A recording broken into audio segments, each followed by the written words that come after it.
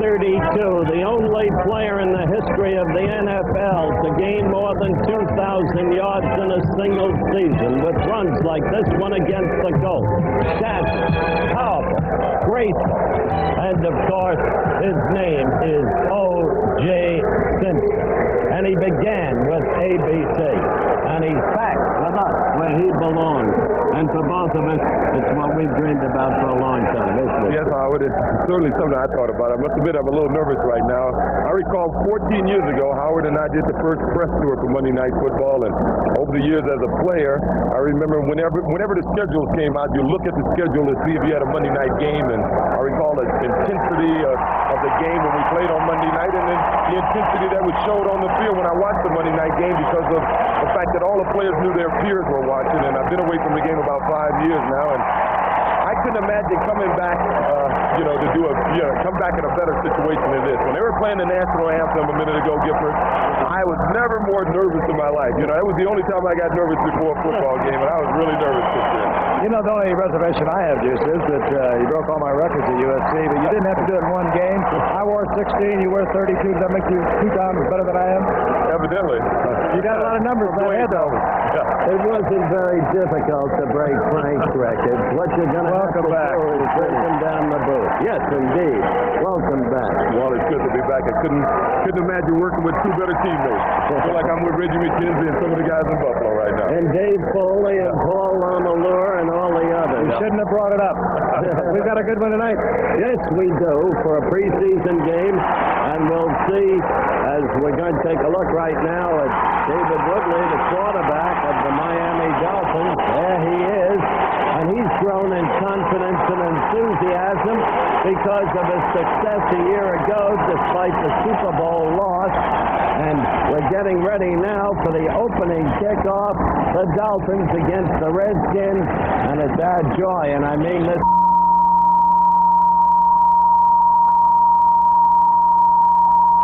My joy to be back with O.J.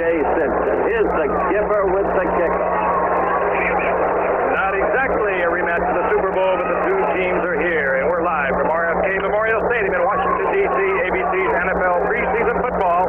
The Miami Dolphins against the Washington Redskins. This ABC Sports exclusive is being brought to you by Nissan, builders of high mileage, high-quality cars and trucks for 50 years.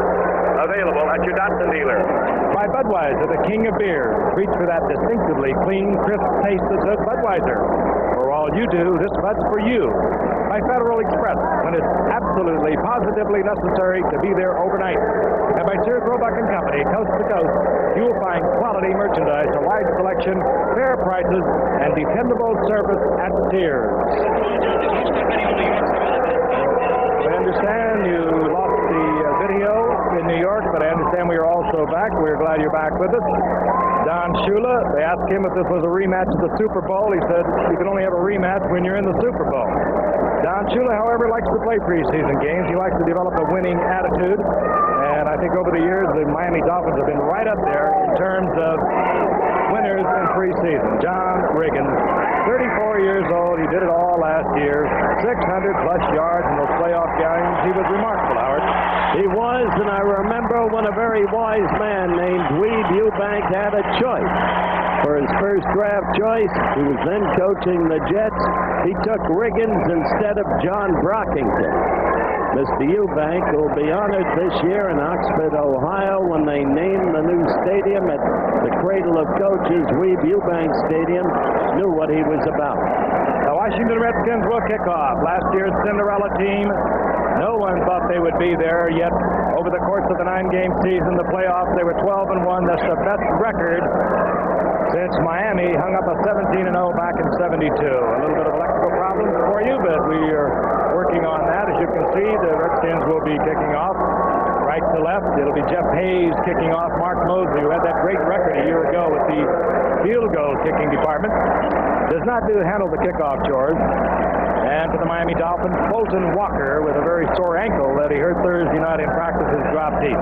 Fulton Walker, of course, had that 98-yard touchdown run in the Super Bowl. So the Super Bowl teams are here. And we look for a first half, at least, of the players that you are oh so familiar with. After that, the players that we will be be watching will be players that are hopefully going to make that cut to 60 next Tuesday. Set to go from RFK Stadium. The Redskins against the Dolphins. High, booming kick by Hayes. Colton Walker will bring it out of the end zone. Good move by Bolton Walker out over the 25 to the 27-yard line. And as I mentioned, we'll be watching the offensive unit of the Dolphins come out. They are headed by David Woodley, of course, and this year it could well be that there will be no relief man for David Woodley. That, of course, Don Strock in a contract dispute. He, according to our word, wants to sign a one-year contract with no option. The Dolphins are a little reluctant there. First and 10, David Woodley brings up the Dolphins. The setback under Franklin, number 37, along with Tony Nathan, number 22. Wide receivers, Duriel Harris, Jimmy Cephalo, familiar name. That's Cephalo in motion toward you. Woodley on first down, going to Cephalo. He has it short of the first down, or very close to it, out of the 36-yard line. And defensively for the Washington Redskins. Over on the left side, defensive left end, Todd Liebenstein will get a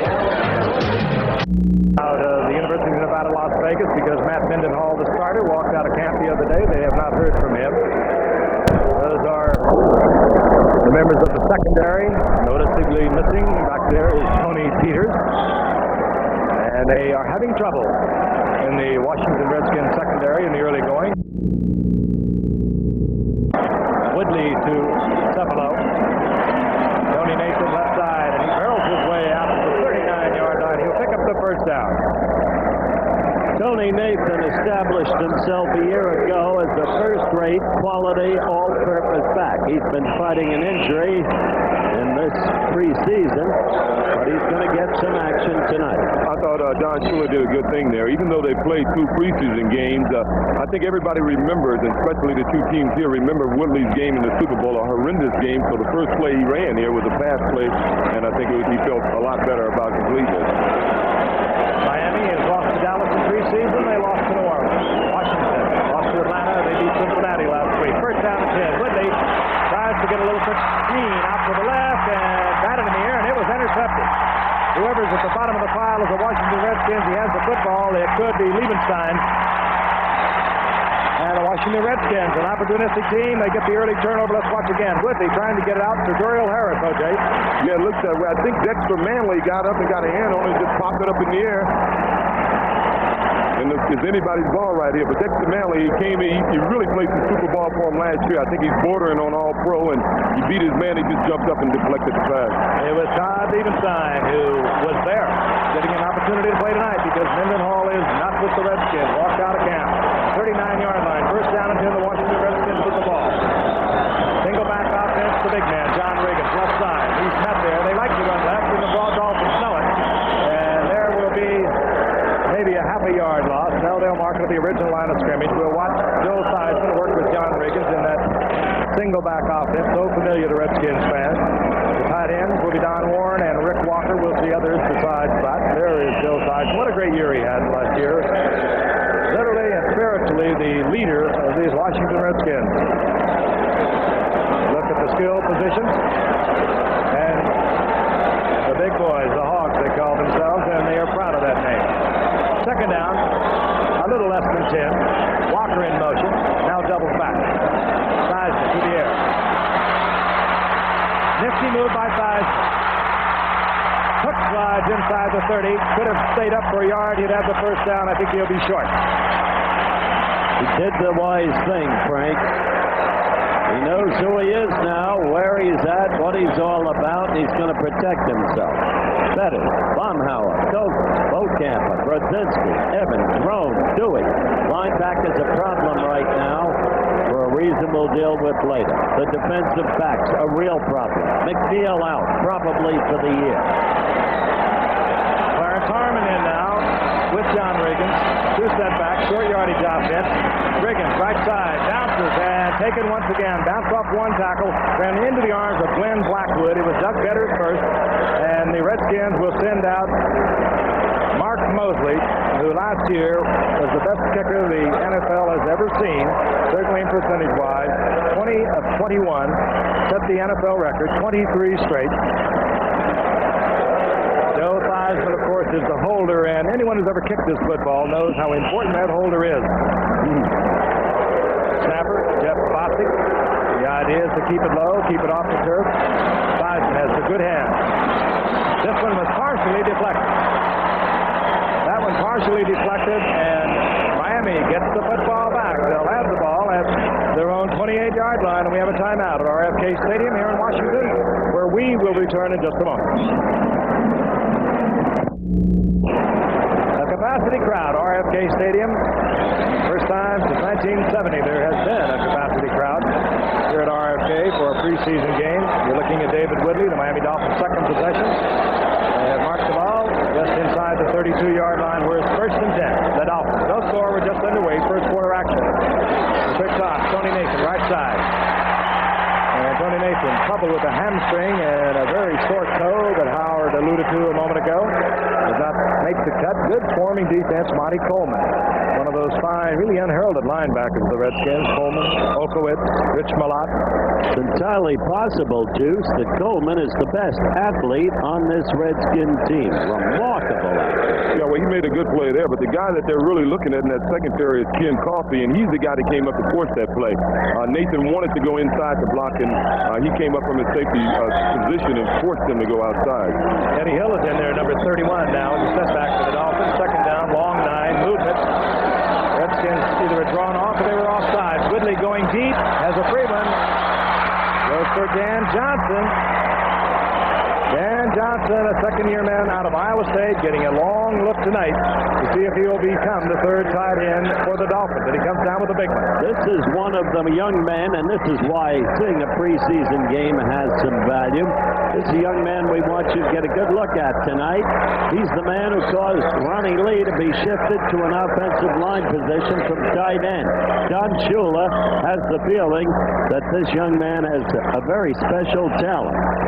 And he will get a good shot at the tight end position where Shula has alternated as you look at it in replay over the past couple of years.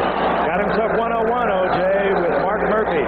Big play for the Dolphins inside the 20. First down and 10. Near the 18. Quick handoff up the middle. Andre Franklin, who has had a great 2 years thus far, unexpectedly so.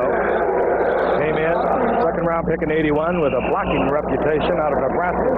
You know, getting back to Dan Johnson is strange. If you see good teams today, you wouldn't think you can be a great football team without a great tight end, and neither one of these teams have what we call a great tight end. I think Miami has never had a super one. I guess Marv Fleming is the closest to it. Well, it was a great block. Yeah, a great block. But Dan Johnson, I think they're counting on to come in and play like many of the tight ends that we see around the league.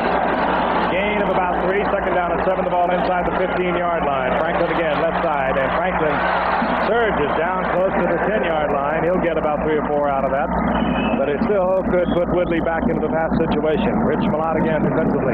Deuce, you remember the great old story about Marv Fleming when he was with the Dolphins. He had earlier been with the Pack, of course, under Vince Lombardi. People would call him up, and they'd get the message service. This is Marv Fleming. Marv Fleming. It wouldn't be Marge, would it? Marv Fleming, you can reach me at this number after the Super Bowl. I think Marv is going to be trying to reach you after this game. Third down, long 3. Joe Rose is in. He is a good tight end receiver out of the shotgun. The ball's bobbled, and the Redskins are going to get it again. Tony Nathan did not manage the handoff from David Woodley, and coming up with the football is Darrell Grant. And the Redskins now have picked off 2 turnovers, and this one has destroyed an excellent scoring opportunity. That ball high. Nathan looking ahead. The ball was placed right on his belt. Should have been handled, but keep in mind the temperature is about 95 degrees, a lot of sweat on the wrist, and we have already had a pair of bobbles. It'll be first down and 10. The Redskins will have the ball at their own 14-yard line when we come back. The Wide World of Sports, Saturday. We're going to take a look at the fumble exchange between Woodley and number 22 there. You'll see one thing, I disagree with you. This is a quarterback mistake here. Nathan shouldn't look at the ball. The quarterback's got to put the ball in there. The ball was not put in there. This is a play that Dallas made famous. I think Staubach used to pitch it up to Preston Pearson, and then you have to watch the ball. But any handoff, the quarterback's got to get the ball in there, and he didn't put it in there good. Skins have it, the ball inside their own 14-yard line. Walker doubling on the motion. Nice, fires, and it's complete. And it goes out to Charlie Brown, and Charlie Brown is out to the 20-yard line, short of the first down, a pickup of about 8. We'll not watch Art Monk tonight either, the fine athlete for the Washington Redskins, who was hurt. Remember the final game of the season a year ago, out of the playoffs. Well, Art Monk has a sprained knee. They hope and they think that he will be back for the season opener against the Dallas Cowboys, September the 5th, and once again we'll be here in RFK Stadium. Charlie Brown gets 6. It'll be second down and 4. The ball at the 19-yard line. Riggin. Heady running by Riggin. Good surging block on the right side. Big offensive line, O.J., as Riggins gets the first down out over the 25. Hey, Riggins, we're going to take a look at this from the end zone. The thing that amazed me about Riggins, he's running better now than he ever did. He's got the biggest offensive line in football, and the only thing they do is block the guy in front of him. They drive block. It's like running from that deep eye, and they tell Riggins just run where the hole is, find a hole, and he's doing a super job of finding the hole at 33, almost 34 years old. The ball inside the 26-yard line. Seidman gives it to Walker, coming around from the tight end motion position. Walker doubles back, runs into a lot of folks at the 25-yard line. He'll lose about 3. Dewey was there first. That made Walker change his mind about going right, turned him back into all of his fouls. Even then, he escaped Dewey, which is not an easy thing to do. You remember he was the hero of the championship conference playoff game against the Jets, and is truly great football play. Larry Evans, recently acquired from Denver, a linebacker where the Dolphins are already doubled, has left the field. He's being assisted by the trainers. It's second down and 11. The ball just inside the 25-yard line. Walker in motion again, Seidman up on top. Gets the screen off. Reagan, good block in front. Reagan runs into a pair of Dolphins, principally A.J. Dewey, out of the 33-yard line, short of the first down by about 3 yards. Washington executes that kind of stuff beautifully, don't they, Juice? Oh, they are very good at it. You got to give Seidman credit on that. I think he wanted to throw downfield, really, and Riggins may have been a safety valve. Sometimes, even though you may run a short screen, it is a safety valve. But Ernie Roan, number 55, blitzing, and he just dumped it off. They took advantage of what the defense gave him. This setback, Joe Washington, 25. Nick Giaquinto, number 30 for the Washington Redskins. Third down, 3. Seidman looks it over. Washington does not hold on. It was fired and incomplete, and it was good coverage. Kozlowski of the Dolphins was there, the nickelback for Miami. Joey Washington, who couldn't hold on there, is the man to be watched this year. He's in the best health he's been in a number of years, and fans of Monday Night Football will remember he gave one of the most extraordinary performances in the history of the series against the New England Patriots when he was with Baltimore. He can run, he can catch, and he can throw. He is a great football player. You had a look at Tommy Vigorito. He can hurt you. Ask the Jets. Touchdown against him, the opening game of the season a year ago. And Jeff Hayes hangs it high, and Vigorito has to call for the fair catch near the 27-yard line. And the Dolphins, who turned it over in their first 2 possessions, have it again. They had an intercepted pass, and then they lost the ball inside the 15 on a fumble, and a flag is down. As we see so often in preseason, the illegal man downfield. I would think the Dolphins would want to try that again.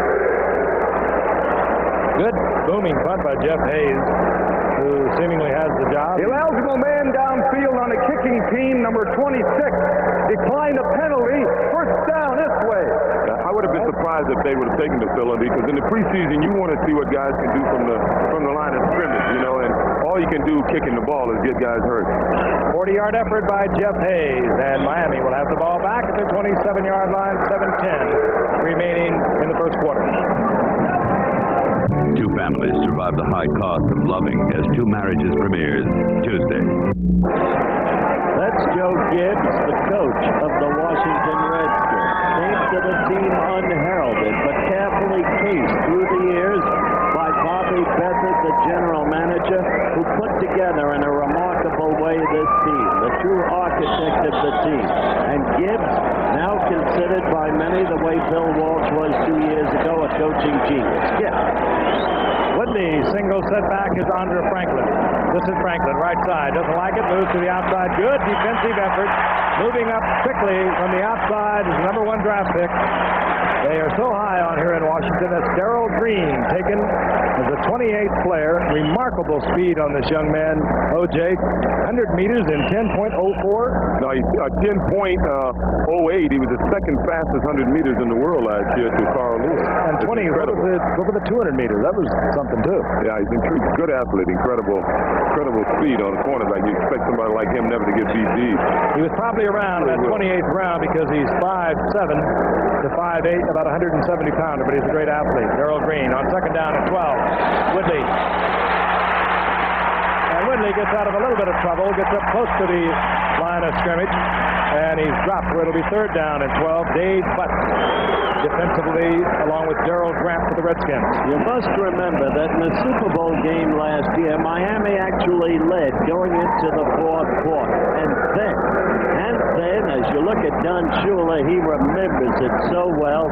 Washington totally dominated. And so Shula's job to develop a defensive strength that could contain the opposition in the late going. And that's where his problem is, both in linebackers because of tragedies to the team and the loss of McNeil. Chip.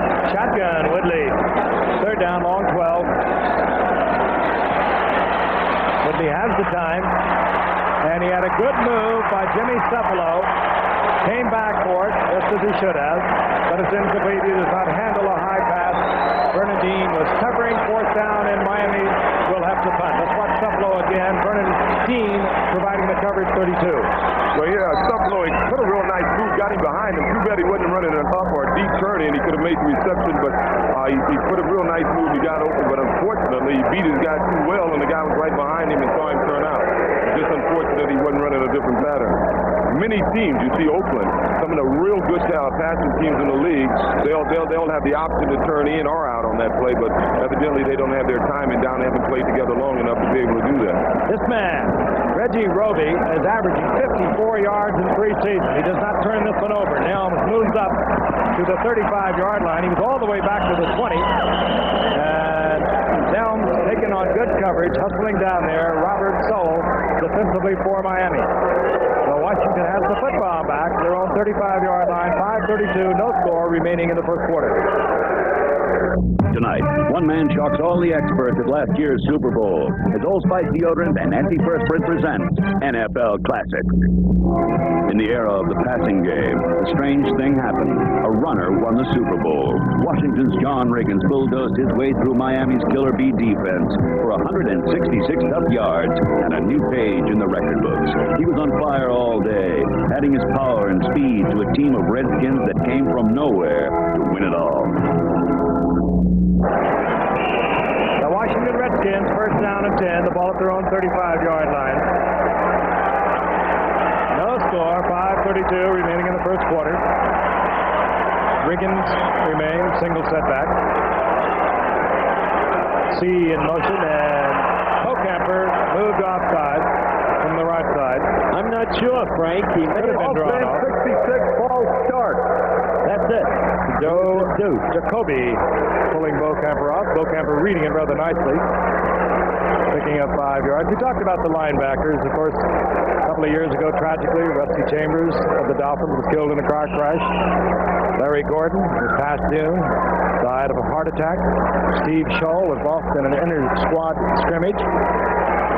And Larry Evans has left the game here this evening. First down and 15. The Redskins. A lot of time, but finally Dewey was there.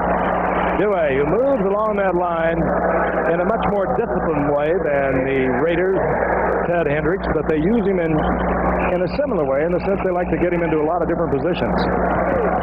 Yeah, normally you see him when he lines up the rush, he'll line up inside a lot. I think tonight we're watching him play a little outside linebacker. I think they're moving the whole linebacker crew around a little bit, and he lined up on the outside, and he just out and out beat Jacobson. There's another loss to 5, so it'll be second down and 20 plus. Ball just inside the 25-yard line. Seisman has his pass offense personnel in there.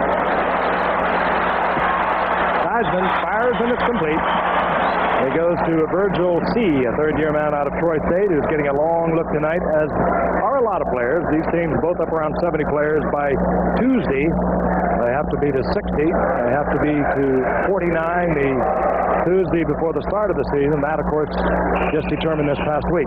That's right, and that's the most important thing it seems to me the NFL could have done, going back to the 49 people, even if it's only for 1 year, to be re-examined after that 1 year. Hey, it provides every team with the necessary personnel to cope with injuries, ensuring the best possible personnel is always before the public. It keeps that reserve of 112 players away from the other league, which is fair and open competition. Dolphins full blitz. Theismann fires a shot intended for Charlie Brown, who was well covered. Theismann taking a shot on it. Theismann does not throw interceptions. Not many, indeed. And that'll bring up fourth down. Out will come Jeff Hayes and Tommy Vigorito. Drop for Miami. Jeff Hayes last year averaged a little over 38 yards.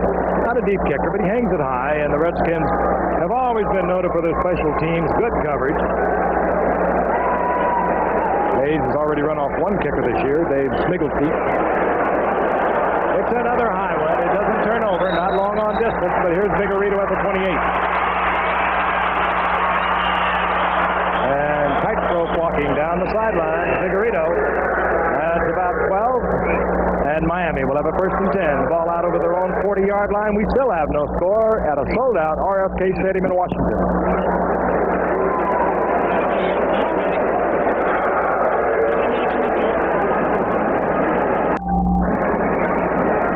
Frank Gifford, Howard Cosell, O.J. Simpson in Washington. The nation's capital, they love their football. Their Super Bowl champion, Washington Redskins. Had a tremendous record of 12-1 en route to defeating the Miami Dolphins 27-17, Super Bowl 17. Miami with the football, first down and 10. The ball inside the 41-yard line. Tony Nathan left side. A picture of what Washington does so well on defense. Look at all the Redskins there. They have great in pursuit. You've got to look at the back of number 61, fellow named Boston from USC. And the first player, I think I can remember with the Dolphins from USC. Interesting. Yeah, it is the first. You consider USC has more players in pro ball and in the ABC Monday night booth than any network or team in the league. He's the first one to have ever played for the Dolphins. Quite a player, too. Foster in there tonight. Eric Laxo at right tackle as a sore ankle. Second down and 10. To Eddie Hill. Eddie Hill, again, the swarming Redskins. Crowd loves it. The flag is down at the line of scrimmage, and Hill is down right at the line of scrimmage. Monty Coleman there first for the Redskins. I tell you a thing about the Redskins. I think the Redskins jumped that time, but a lot of people are a little skeptical about how good they are. They said the abbreviated season last year is one of the reasons they were able to go all the way. Well, their offense and defensive line completely dominated the game in the Super Bowl, especially late in the game. Right now, that seems to be the trend right now. And I believe in the NFL, you win and you lose with your defensive and offensive line. You do it up front, and it's a credit to Coach Joe Gibbs that they've been able to do it with so many, unheralded players up front. They got so many free agents and more draft choices than anybody ever seen. Any team I've ever, good team I've ever seen. Dexter Manley, the right end, was offside for the Redskins. It's second down and 5. The ball out over the 45-yard line. Whitney, Cepelo, and Cepelo will have the first down. Point you raised is very interesting, Juice, because it raises the question of hidden coaches, even as we look at this in ISO weekly. Here's the point. Joe Buick, a good example. Assistant head coach, in effect, and the man who's developed that offensive line, right? Yeah, you got to give Coach Gibbs credit. He calls him the head coach in charge of offense, to keep those assistant coaches happy and around. But if you look at Bugel's record, down in Houston, he was in Houston for 3 years. Earl Campbell led the league in rushing. They led the league for the least amount of sacks. Super coach. First down inside the 49-yard line. You'll see that play again. Darrell Green is laying way off Cepelo as we watch Andre Franklin move up the middle behind Dwight Stevenson, Ed Newman, and Kuchenberg. He gets about 6 yards. It'll be second down and 4. Hot day and a very warm evening, very humid. What a remarkable man that is. You know what he said, Frank? He said, if we don't win again, it won't be because of John Riggins, because I'm going to be even better than last year, which is impossible. And, well, you never know. He surprised me every year, but I've watched him play. Second down and 4. Franklin. This time the Redskins close down. They read it beautifully. Dave Butts. He looked like a condominium over to the left side. 6'7", 295-pounder. Right now, the Miami offensive line, for the first time in the game, is getting off the mark really well. What did a man named Jim Ringo mean to your career? Well, I think overall, if you look around the league, what really makes a good team is assistant coaches. You know, and Jim Ringo, obviously, everywhere he's been great. You see a couple of great ones on this team, and Bugle and Richie Pettifon on defense, and the credit to the better coaches that are not afraid to have them and then keep them around. Third down, long 4. Cephalo in motion out of the shotgun. Woodley. Nathan over the middle, and he'll have the first down inside the 35-yard line. Woodley with a lot of time, and if you're going to put 5 receivers into the pattern as he does then, you're going to have to pressure him a little bit, or he's going to find someone. Watch it again. He's got everyone in this pattern. Good blocking. Watch Stevenson and Kuchenberg. Well, this is going to be an interesting thing for Mr. Coffey. Once again, he's got some heavy shoes to fill, Peter's shoes to fill right here. So number 48, that was really his zone, his area to cover. And that's one of the things Washington is really going to be paying a lot of attention to tonight. 33-yard line. Woodley once again. Goes over in front of Vernon Dean. And it's complete to Duriel Harris. Nope, they took it out of bounds, so they'll bring it back. A moment ago, we were watching Darrell Green, who has started the first-round draft pick out of Texas A&I over left cornerback. We saw it on the replay. Jimmy Cephalo, who has great moves, not necessarily great speed, but it was Darrell Green laying way off, and I cannot believe that certainly they would in a regular season game, they would come back and work on Darrell Green. Even with his tremendous speed, he was allowing Cephalo a lot of yardage underneath. It's second down and 10. Tony Nathan. Flag is down as Nathan sprawls to the 30-yard line. In the arms of several Redskins, including Monty Coleman. It's funny the difference a year makes. You know, we're in a preseason game, and we think back to that Super Bowl, and everybody says, what was the big difference? And it was Woodley's inability to complete passes, and we're not one quarter gone yet, and he's already equaled his Super Bowl output with 4 completions. Our referee tonight is Ben Dry. We'll be hearing from him rarely, I hope. Defense, number 72, lined up in the neutral zone. Dexter Manley once again. That's the little fella. Boy, when Art Monk went down last year, did he put on a show in the playoffs? Can't understand why the Giants let him go, Jeff. Well, they got to go somewhere. He went to the Super Bowl. It's second down and 5 following the penalty. Duriel Harris now right. And up at the top of your screen, that's Cephalo, the wide receivers. Nathan inside. Nathan getting work tonight. He goes down the arms of Elkowitz. Short of the first down, getting to the 25-yard line. He needed to get to the 28. You know, you mentioned head coaches not afraid to have great assistant coaches around them. Is there a better example in football than Don Shula immediately reclaiming Ansbach after he left as Giant head coach? Yeah, we were talking about that earlier today. You got to respect Shula. I think most players who played during the years I played, if they had a choice of any coach to play for, it would have been Shula, and that was a great move. You know, to bring a guy in immediately, he knows he can help his team and players. 3 tight ends are in. Rose, Johnson, Hardy, short yardage offense. Nathan reads it rather well. It's going to be very close. This will be depending on how they mark it. We have 39 seconds remaining here in the first quarter, and I think we're going to have a measurement. The Dolphins, I mentioned the remarkable record of the Redskins a year ago, 12-1. The Dolphins last year, 7-2 in the regular season of 9 games. Then they went on to beat New England. They beat San Diego, blew them away, and they shut out the Jets in the American Conference Championship. First down, the Dolphins. near the 28-yard line. I want to remind you, coming up tomorrow, ABC Sports Beat at 4:30 Eastern Time, Howard Cosell has a very revealing interview with a retired Brigadier General P. Calkins, Rhodes Scholar, All-American. Of course, ABC's Wide World of Sports, one of the events that has moved me more than anything I've ever been involved in, the International Special Olympics on a special edition of Wide World. That'll be at 5 o'clock Eastern, 4 o'clock Central. Be with us.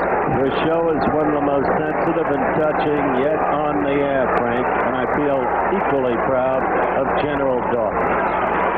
On first down from the 28-yard line, Woodley had a big hand in his face. It was Dexter Manley, who stands about 6'3". He was pressuring Woodley, and he could not get it out to the intended receiver, Andre Franklin. I don't agree with you, Juice. I don't think Manley's verging on All-Pro. I think he's worth All-Pro. This man has become a great star. Why? The incredible quickness, the ability to stunt. He'll be bursting in right through the middle of the line, stunning over. He's just become a remarkable athlete. Yeah, he's just one of the stories on this team. I mean, this team had so many unknown players. Last year we're in the Super Bowl. I may have known 4 of the guys in their on their whole team. 23-yard line, second down and 10, safety blitz. Woodley reads it, and he gets the ball out to Duriel Harris. That's what happens when the blitz backfires. Man-for-man coverage, and Duriel Harris beating the outside line, The rookie Green. cornerback. Let's watch it again. Darrell Green, the number 1 pick, trying to stay with Duriel Harris. And he played it right. I guess that's where size makes a difference. He was there. He just didn't have the size to bring him down. But Duriel Harris is one of the great receivers in the league. But we've been hearing all week, ever since I've been back here, that Woodley has improved as a quarterback. All camp, they say you're going to be surprised about Woodley, and that's a perfect example of it. He read the blitz. He put the ball right on the money. And if this team is going to get back to the Super Bowl, Woodley is going to be the guy most responsible. Uba von Schaman for the conversion. Jim Jensen will place it down. I think you're exactly right, Juice, because they are going to be depending so heavily upon him this year. Young David Woodley seems to learn a little something every game. Von Schaman rips it through the uprights. The first quarter has expired, and the Dolphins take the lead 7-0. And this is their 3rd preseason game. And we'll be returning to Washington, the nation's capital, right after this. That's Duriel Harris, number 82, out of New Mexico State. Just signed a new 3-year contract. A Bobby Beathard find when Beathard was with the Dolphins. Beathard now, of course, the man who architected the Washington Redskins. Von Schaman to kick off. The Dolphins out in front, 7-0. Booming kick that takes rookie Greg Jones deep in the end zone, but he'll bring it out. Wedge moved over and set up in front of him out about the 20-yard line, and it was promptly shattered. And the Redskins will have the ball at their 20-yard line. How do you like this crowd, Giff? I'll tell you, the Redskins have been a great attraction here over the past decade, and even more so. Crowd of over 55,000. Sold out, but not within the 72-hour period. The owner, Jack Kent Cook, indeed wanted to lift the blackout, but under the letter of the rules, couldn't do it. Heisman moving people about on first down and 10. Alvin Garrett in motion. Riggins left side. No team in football runs to the left as frequently as do the Washington Redskins. No, or because of their personnel over there.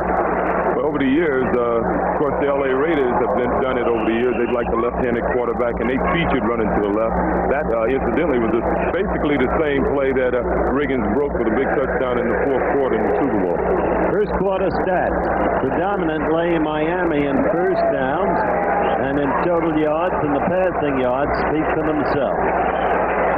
Riggins got 5 at second down and 5. Heisman does not like the setup. He does not like the fact that Alvin Garrett was a little confused on exactly what Heisman wanted him to do. Heisman uses the timeout rather than take the chance of turning it over, moves over to the sidelines, and we'll be back in a moment.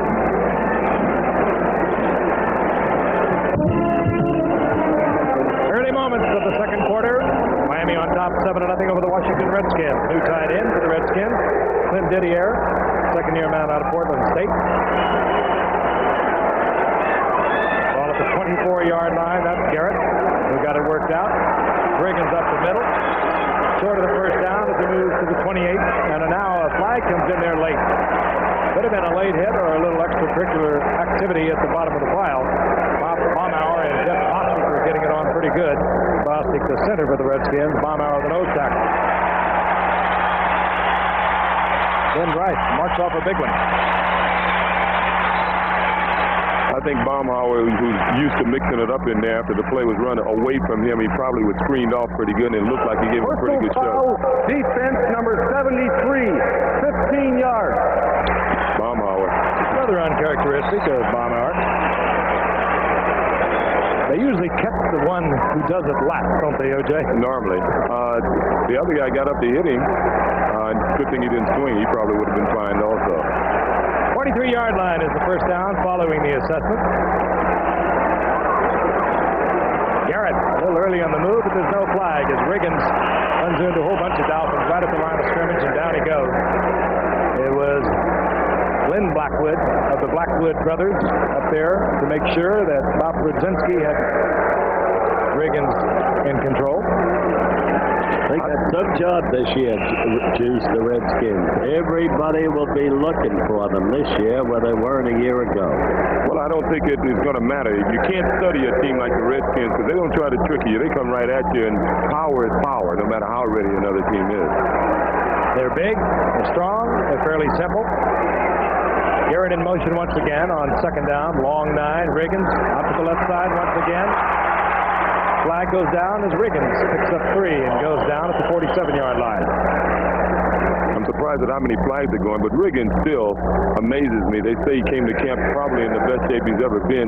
Last week he carried the ball 7 times, I think, in the first quarter for 41 yards. And, I think about all those years, he was sort of a flake, They told him to cut his hair once. He came back with a Mohegan haircut. He wasn't a flake. The rest of the world was the way it turns out. And I'm saying whatever he was doing, I should have been doing. Because here he is at 33, 34, running the ball like better than he ever did, and I was at home limping about that time. Now, here's the call by Ben Rice. Holding call goes against Washington. Frank Gifford, Howard Cosell, along with our newest colleague, O.J. Simpson, will be back here in RFK Stadium September the 5th, and this town is already buzzing.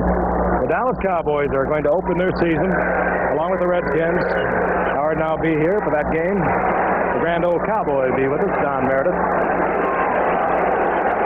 Second down, long yardage for Theismann. The ball at the 37-yard line.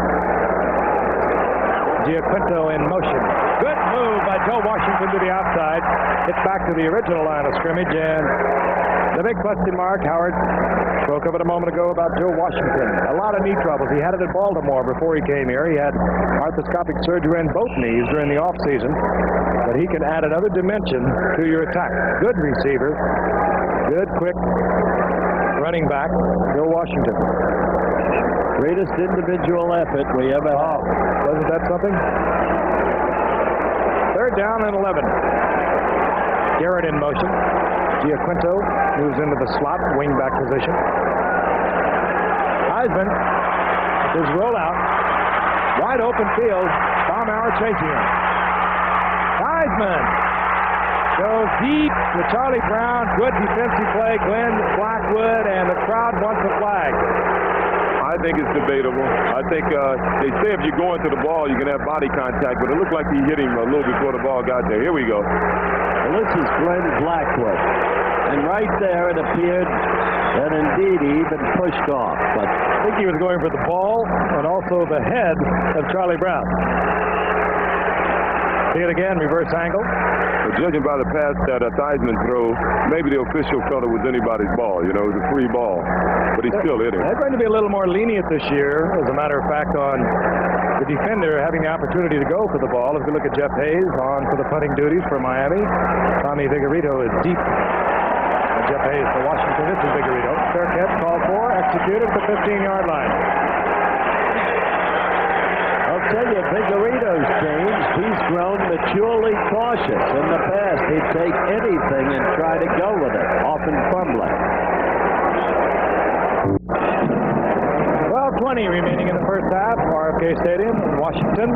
The Dolphins on top 7-0. We are watching, as we anticipated, most of the regulars for the two Super Bowl entries of last February. The Miami Dolphins and the Washington Redskins.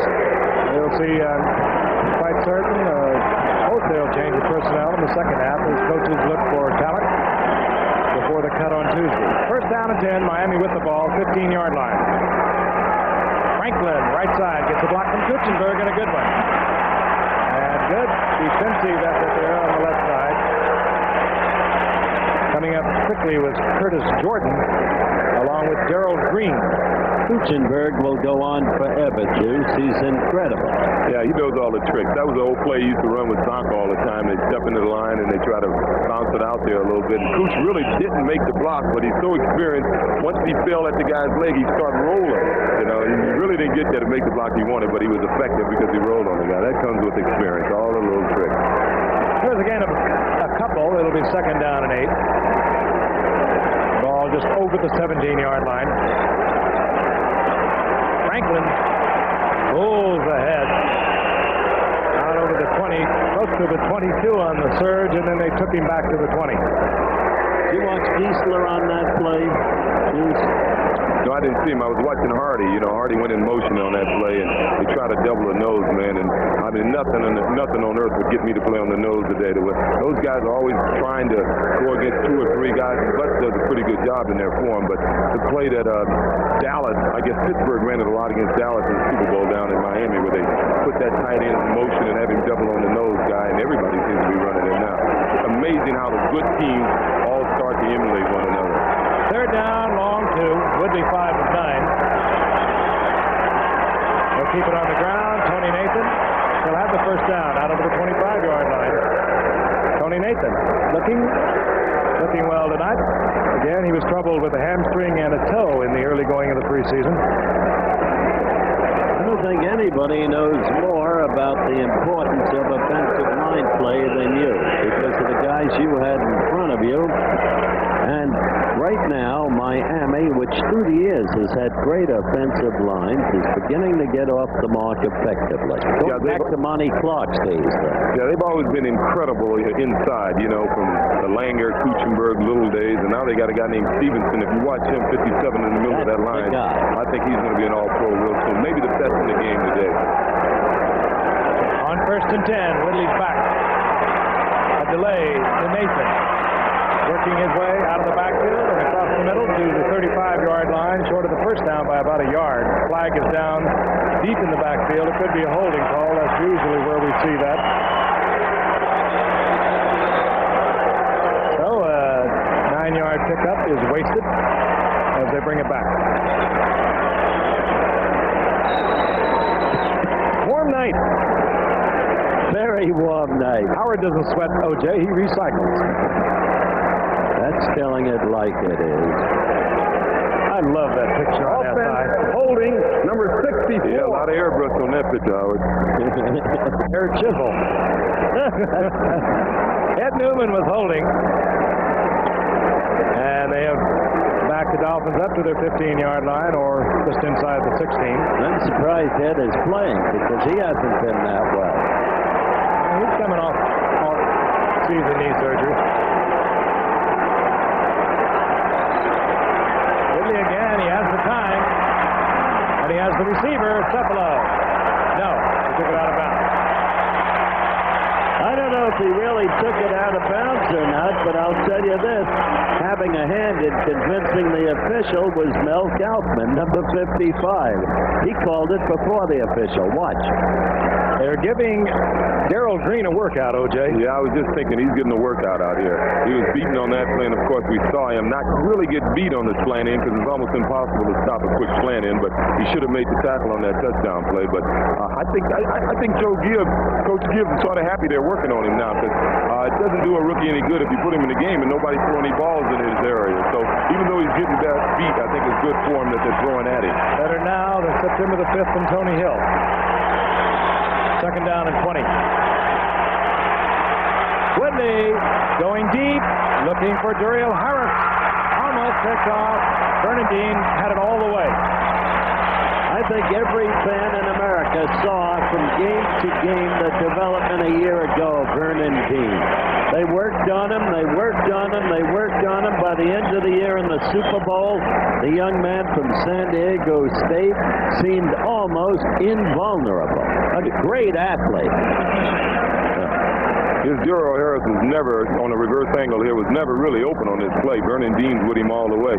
Vernon Dean ended up, I think, second in the Rookie of the Year voting to Chip Banks last year, USC guy. Incidentally, he played at LA Valley Junior College. When I was in junior college, it was the first junior college game I played. I started as a defensive back and ended up being a halfback during that game because the halfback got hurt. Our halfback got hurt earlier in the game. Right there, you resemble Gifford. Out of the shotgun, instead of a pass, they go with the inside draw. Tony Nathan on the 3rd down and 20. Good conservative call. Vernon Dean defensively, but Miami has worked their way away from their goal line, and they will be a little more comfortable in the punting situation. I don't know if they're going to have to punt. It looked like Nathan got hit out of bounds unnecessarily there. There's a whole lot of conversation, and now we're going to get the call. I did not see a flag. But they will get the first down on the defensive foul. Here's Nathan. You see Kuchenberg out in front making a block. Well, he's a little inside here, and he's out of bounds. He gets hit here, and here's the hit that I think they call the foul on. I can't see his number right now. Unnecessary roughness, defense, number 51. There's Monty Coleman coming in there late. I don't think he was going to hurt anyone other than his own man, Vernon Perry, or rather Vernon Dean. But a lot of things can happen along those sidelines. You saw Bubba Smith virtually in his career with things over there. And when it's apparent a guy is going out of bounds, I think you should pull up. I agree. They do call it frequently. 1st and 10, Miami, 38-yard line. They lead 7-0. 9:33 remaining in the first half. Franklin right side. He'll get a couple out over the 40-yard line to the 42. Interesting player, Franklin. He never appears to be as good as he became during the course of last season. Deceptive player. Yeah, he's a hard worker. You play for the Dolphins. I remember I used to drool in Buffalo in my earlier years, watching Don Shula and what he's done with his offensive line, the way he plays those guys. And I don't think you have to be a great back to be effective in his backfield. It's taking nothing away from Franklin. He's a hard worker, and he certainly deserves everything he got. But I think your average back could border on greatness running behind the line Shula's place for him. He'll certainly play a lot longer. 2nd down and 6.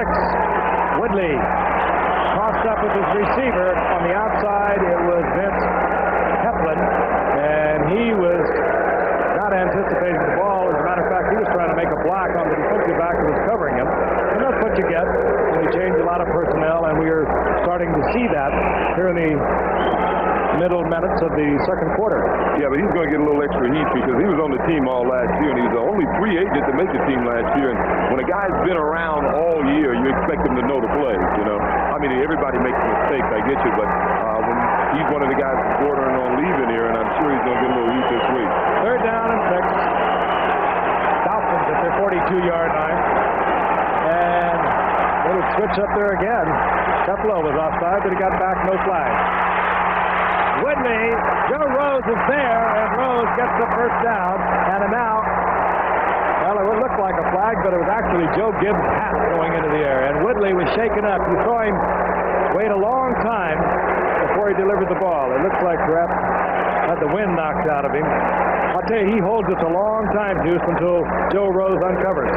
Yes, he did. I thought he was trying to throw the ball away, to be honest, because I didn't think Rose was open. Shows you the strength that he has in that arm. His left leg in the hamstring area. I don't think he's that hurt. I think he just got twisted a little bit, and he isn't. Amazing about Joe Rose, He comes in, he makes big plays year after year. The last couple of years, he makes those big plays, and if he's taken off season and just take a blocking sled somewhere, he could be a great tight end in this league. Yeah, he's big enough. He's 230, but for the last couple of years, Don Shula has literally had to use designated tight end. Trying to get around it to bring in Dan Johnson. Bruce Hardy is a good blocker.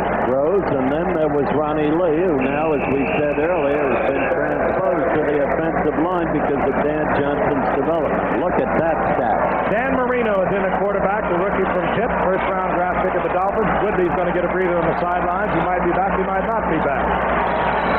But He takes over. Good field position. 17-yard line of the Redskins.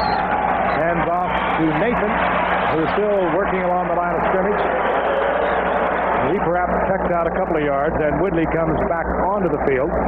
Because Marino didn't have a good year at Pitt last year by former Marino standards, there were mixed reviews on him, and yet Shula thinks he has the potential to be a great one. He's delighted to have him, and that's why, as Frank mentioned early in the contest, Strock isn't even here. And Shula told me flatly he doesn't expect Strock back. 2nd down and 8. But Woodley is back in the lineup. Dolphins on top, 7-0. Clock is moving, 7:25 remaining in the first half.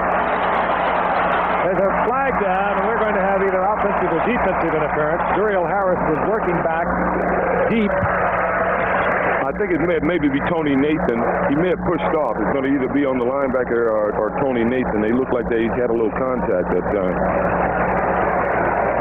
Here's Van Dyke to give us the word. Yeah, it's the linebacker. Yeah, it's on Tubin there. Number 50, I think he was trying to get a push-off penalty, and I think what he may have done is came up and bumped him. Defense, illegal contact, number 28. Well, I guess That's the first down. Darrell Green is getting a workout, and this, again, as O.J. mentioned a while ago, I'm sure that Joe Gibbs is happy to see this happen. This is a great athlete. The question, and that's probably why he was a 28th pick in the first round, his size. But he has that great speed we spoke of a moment ago. He averaged on punt returns, if he can't play cornerback, he averaged at Texas A&I 20 yards a return as a senior. 1st and 10. The ball at the 10-yard line. Dan Johnson. And Dan Johnson had Rich Malott all over it. I don't know, Frank, if the Bears are going to risk Willie Gault in terms of kick running, punt return, and so on. But if they do, this league is going to see something. Did you ever see any of Gault's runs at Tennessee? No, you told me about him. And I believe it. He has a tremendous speed, but really when you're comparing his speed and Darrell Green, you're talking hundredths of a second. That's right. You're talking about world-class runners. 2nd down and 10.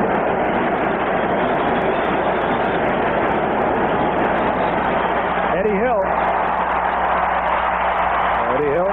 acquired from the Rams a couple of years ago. The big man that Don Shula was looking for gets a couple of yards. It'll be 3rd down, and David Woodley is back in a pass situation. You see the shuffling of personnel as the Redskins adjust with their defensive people. Talking about world-class runners, as you look at Eddie Hill there, I'll never forget the respect that our runners had for you when you were working the sprints in the '76 Olympics. And I'm not looking forward to next year. 3rd down, goal to go. Tommy Vigorito, top of your screen. He's being converted to a wide receiver. Out of the shotgun is Woodley. Woodley and wide open over the middle. And coming down with the football, Juriel Harris. He will not do his dance in the end zone, O.J.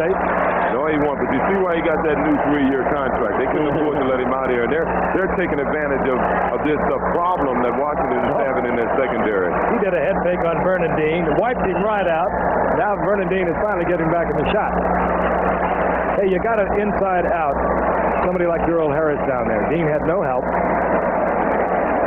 And that was very easy. Von Schaman is on with Jim Jensen holding for the conversion. Clicking along. He sure came back last year, beginning with his game-winning kick against the Jets, 2nd time around, 2019 final score. From then on, he was impeccable. Von Schaman through the uprights. He's perfect on conversions thus far this season. There is Juriel Harris. All smiles, 3-year contract. He just got the touchdown. Miami 14, the Redskins nothing. We'll be back. Michelob Light for the winners this time, huh? Oh, you enjoy being buried in the sand. Stadium. Fans, I presume, with the 14-0 Miami lead are a little tolerant. All buzzing and saying, well, this is only the preseason. And indeed it is, but there's only one game left in the preseason before it all begins. There's Greg Jones, the rookie out of Alcorn State. Speedster, free agent. Von Schaman puts one. I don't think he caught the end zone. I think they're going to give him a touchback. Looked like he had hooked it out of bounds before he got into the end zone. The big man, Greg Butt, sucking on a little oxygen on a very warm, humid night here in Washington. Touchback, and the Redskins will have it at their own 20-yard line. Joe Theismann drops back out onto the field. Riggins remains. Didier is one tight end, number 86. He's the second-year man out of Portland State. And, of course, Rick Walker. Don Warren not seeing much action tonight as we take a long look at Trent Didier. Wide receivers, Sully Brown, number 87, Alvin Garrett, number 89. Got Garrett in motion. Theismann trying to get Charlie Brown, and he gets hammered good by Lyle Blackwood. I'll tell you, the Blackwoods will hit you.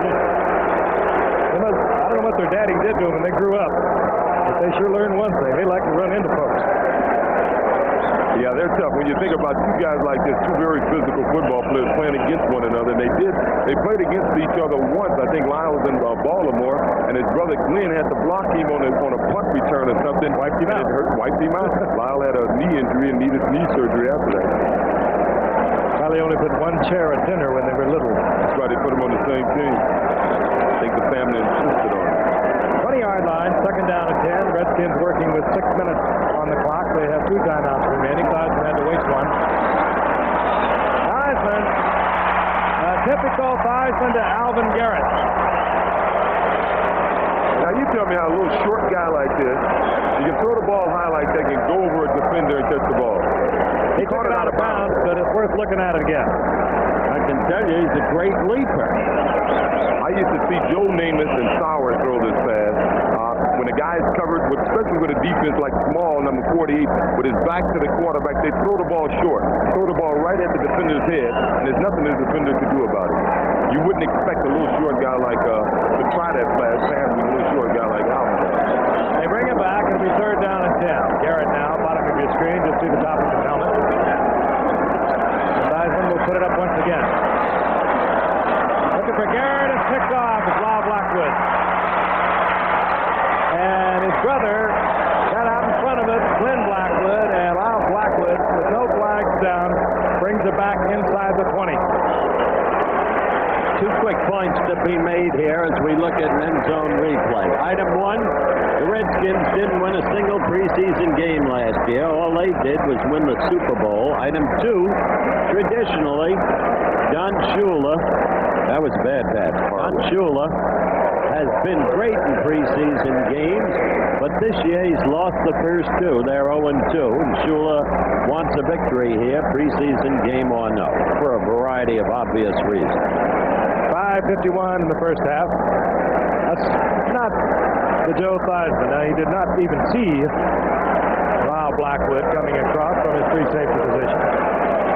He just threw the ball over. First and 10, handoff to Franklin right up the middle behind right signature. Darrell Trent defensively there for the Redskins. He made the initial contact. Gain of about 3. It'll be second down and 7. As Eddie Hill comes back into the lineup for the Dolphins. Lyle Blackwood has come into prominence with the last several plays. He's the old boy. He was around, Juice mentioned Baltimore, but he also played at Cincinnati and Seattle. He's old. I wish we were there, Frank. Well, much older than Glenn, I'll put it that way. Dolphins got him as a free agent in 81, and they've been a great pair ever since. Second down and 7. Woodley looking for Steplow, and good coverage back there. Ken Coffey, who has been having a difficult time tonight. He had a difficult time a week ago trying to fill those big shoes of Tony Peters that O.J. spoke of a while ago. He had good position that time, and Woodley had to throw it out of bounds. Got a special, interesting halftime feature tonight, Frank. You'll be meeting the folks, well, the wives of the Redskins, several of them, with very interesting insight on the personal side into the players. A lady named Sherry Flair will be doing the piece, and she's very, very good, as you'll see. Third down and 7. Whitney. They go back and they work over in the corner. This is Cephalo, and he had individual coverage once again against Darrell Green, and Darrell Green is getting a workout. Did you ever notice, Juice, certain coaches always turn out the same kinds of players. Cephalo doesn't have the great speed. He's got the great moves. We've noted that. And he's got sticky fingers. Well, right now, the Pittsburgh Steelers have a rookie, Greg Garrity, a number 5 draft choice, who's of the same vintage. I'll tell you, excuse me, Howard, you saw what's going to be Darrell Green's problem. He is about 5'7" or 8". He had great position. He played it perfect, and he was just too short. Yeah, but he could have an easier assignment. He's playing against 2 receivers in Cephalo and Harris, who are great pattern runners. Cephalo reminds me a lot of Bobby Chandler, a big play guy, bowl games, they're MVPs, and these guys are precision pattern runners, and he may be able to cover some guys a lot better than he can cover this group. Franklin will do it easy on first down, goal to go, and the Dolphins are clicking on all cylinders, and the Redskins are not. Under Franklin takes it in from a couple of yards out. Well, what are you saying, Frank? You don't think Darrell Green can make it? I think the jury is really out because, first of all, they have lost that big man, Tony Peters, who helped out the cornerback so much. Ken Coffey is struggling for his life out there trying to fill those shoes, and you got a rookie that is about 5'8", really getting stuck out there all by himself without any help. Yeah, but I've seen a lot of great we had a guy, Robert James, I saw him get burned real bad in a game, and he went on to be an All-Pro. I think the kid may be able to be a good player one day. It's just that once again, there's a lot easier receivers in the league to cover than these guys. Von Schaman remains perfect in preseason. That's 7 of 7. Jimmy Cephalo, the man who set it all up with that catch. Seasoned now and magnificently prepared through college and in the pros to be what he's become. Very good. We'll be right back. Sports Saturday. 4:52, and the Dolphins are on top 21-0. That's the time remaining in the half. Another look at Greg Jones, the rookie from Alcorn State, trying to make the ball club. Von Schaman to kick off. Looks it again, and this time he does not catch the end zone, and he will kick once again from the 30-yard line.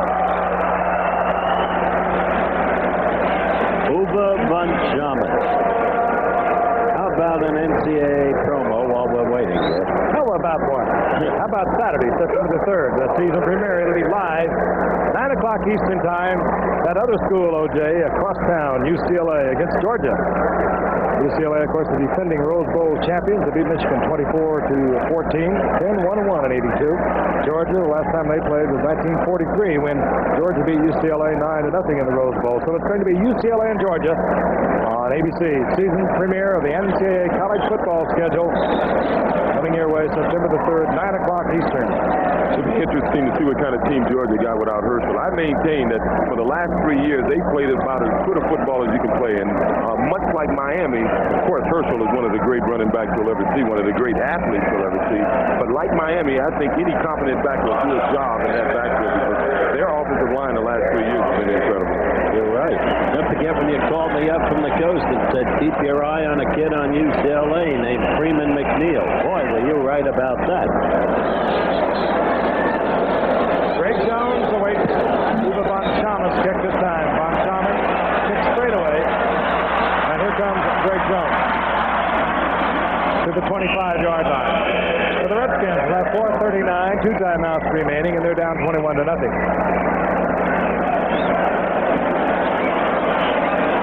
You mentioned a moment ago, Frank, the problem created by the loss of Tony Peters. And I think direct journalism demands that we directly address the drug problem in the National Football League, which the commissioner has addressed himself to most forthrightly in the case of the suspended 4. Tony Peters, of course, currently under indictment for allegations involving cocaine.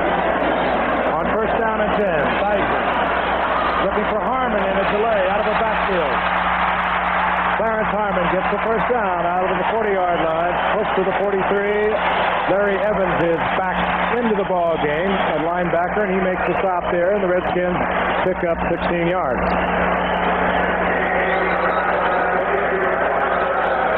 Certainly unlike the Super Bowl this stat here.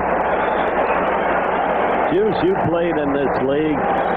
How much did you personally see about drug use? How much were you, if at all, affected by it? Well, obviously, I didn't nearly see as much as was happening here. The drug that I saw a lot when I first came into the league was alcohol. You know, we saw an awful lot of that at the time, and I guess I'm a little upset more about the guys who are moving it.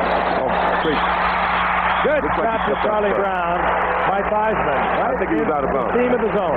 Yeah, but it's funny about things. I think when you see drugs on the athletic field, I know what it took to make it in professional football or to make it on any pro level in basketball or whatever. So I know if you see it on the athletic field, it must be immersed in our whole society. Now, curiosity is what got us on the moon. I know my grandfather probably had a little moonshine whiskey, and people probably had a little bootleg,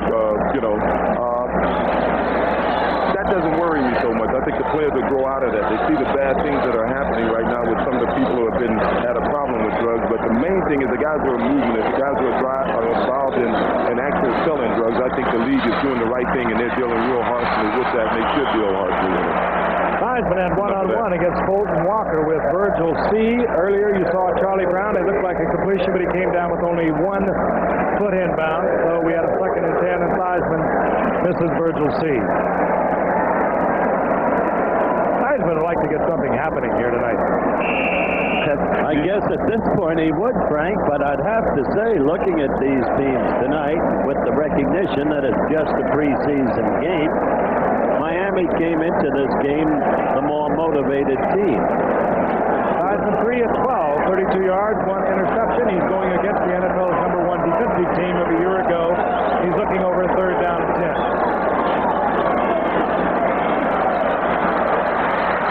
Theismann will go down.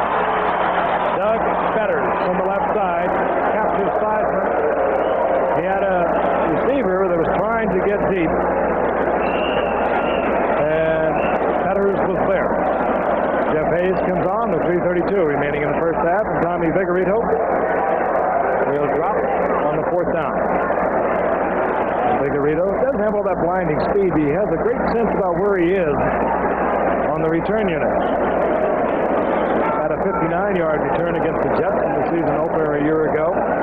Howard, you and I watched him down in Miami. Return 1 as a rookie for a touchdown. Doesn't turn over for Hayes, and Vigorito will take it at the 41 on the run. Flag is down. Vigorito with a good, dangerous move gets the ball back to midfield. But again, a flag is down. Could have a clip, and it could work against Kozlowski. He looked like he was in the area, number 40. Seems to be so, Giff.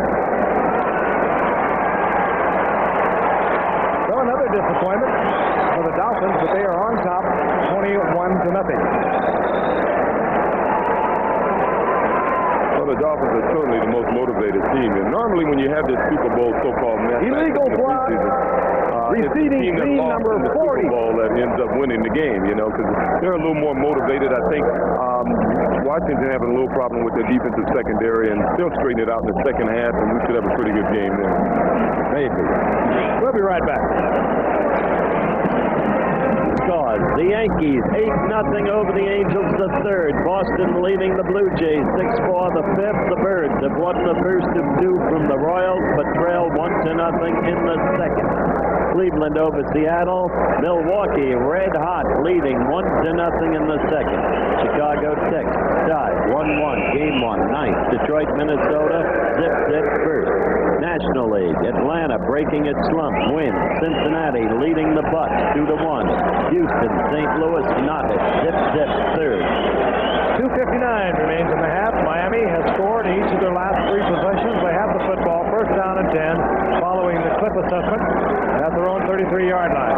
Andre Franklin cuts it back against the grain, gets up to the 39-yard line, gain of about 5 yards. Good heady running there. Yanks appear angry, Gift, by Pine Tar. That was a carnival last night, wasn't it? Ridiculous. get Franklin 6, and we'll call it second down and 4 as they have marked it just over the 39-yard line. Seconds ticking away. The Dolphins thus far in full control of the game. Franklin again, this time tripped up short of the first down at the 42-yard line. He'll be short of a first down by about a yard, and the offensive line, which is getting a lot of changes out there, although it remains pretty much intact. Yeah, well, what they're doing is they're controlling the interior line. That's one thing about Miami. They've always been so good in the interior line. And once again, this kid, if you watch number 57, that's the key. You're right. Stevenson, he is too tough in the middle. There is a 2-minute warning. Miami on top 21-0. We'll be back with more action after this message and then a word from the National Football League. Third down and 1 for the Miami Dolphins with 2 minutes remaining in the first half. Again, sold out here at RFK Stadium. Not sold out in time, however, to lift the local blackout, so our fine affiliate, WJLA, their switchboard was ringing out of control this afternoon. It couldn't even reach them. People wanted to know. Well, they'll see it later tonight. Third down and 1.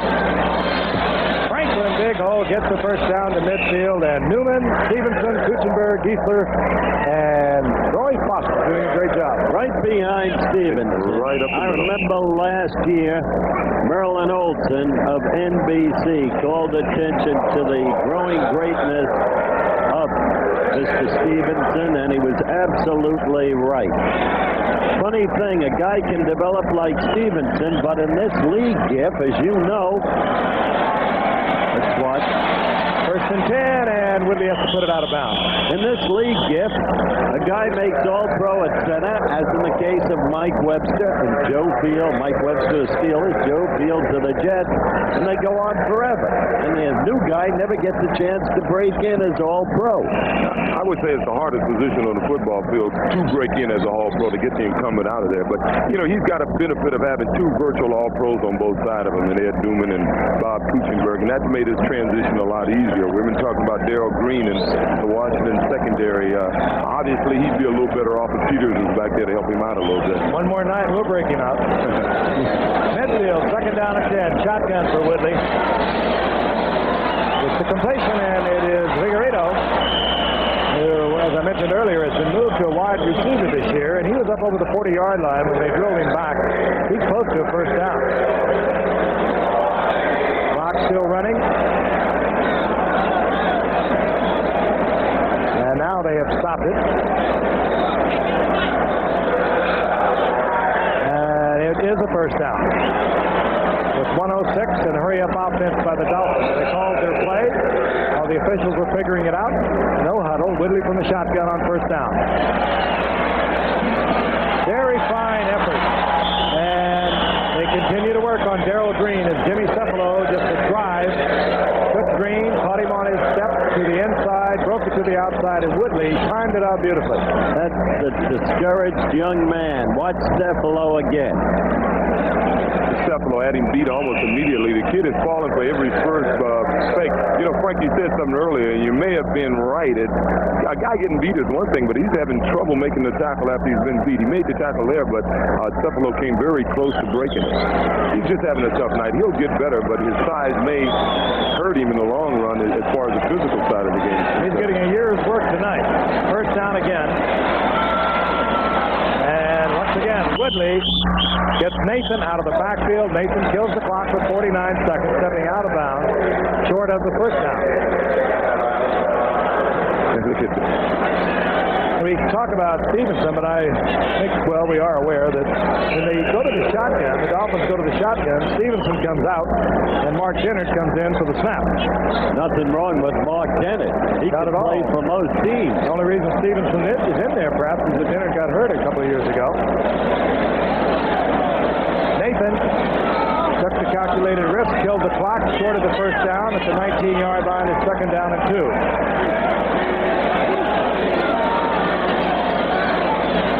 Shotgun once again. Oh, and Darrell Green could have made his night a lot easier. He had it right in his hand. He knows knows it, too. Tell you what they did, though. They moved a little help over there with him. They brought over Ken Coffey on a double coverage to help out Darrell Green. The problem with a night like this for that youngster, Darrell Green, number 28, is the self-doubt that it has to create in the man. Has to be. It's human. Well, it would hurt him a little bit, but I think that's up to the coaching staff. If they say, hey, we're behind you, you're going to have a tough night, and you need this to happen to you, and they approach it the right way, it'll be all right for them. I don't know how much good a night like this does the Miami Dolphins. They're a good team. We know that. But picking on this kid all night, I don't know if they're learning that much about their personnel. Good point. 3rd and 2, inside handoff, Figueredo. The Dolphins trying to get the first down. It may have been a dumb comment because you do play to win, and they're playing to win. They're doing what they got to do to win, and that's what it's all about. Miami uses one of their 3 remaining timeouts.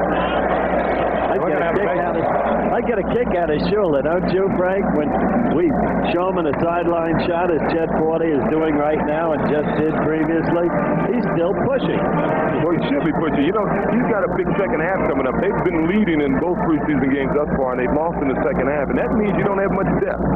That's the first thing that shows that he may have a depth problem on his team, so he wants to get those guys as much as he can give them in the second half. He probably feels he's going to have some problem in the second half, so let's get 28 points up on the board, and even if we do have problems in the second half, maybe we'll win a game. Well, one thing about Shula, his teams don't have to be in midseason form. He always is. 4th down, will we see Uwe von Schamann with a 21-0 lead, or does Don Shula want to work on his short yardage? I think he's going to go for it on 4th and less than a yard. You saw how much.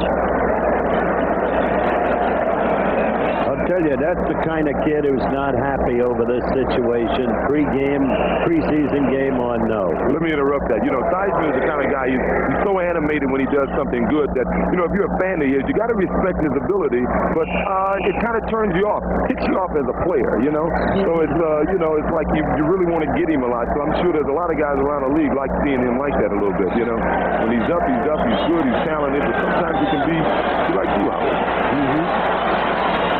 Be a pain. 4th and a few inches. I love it.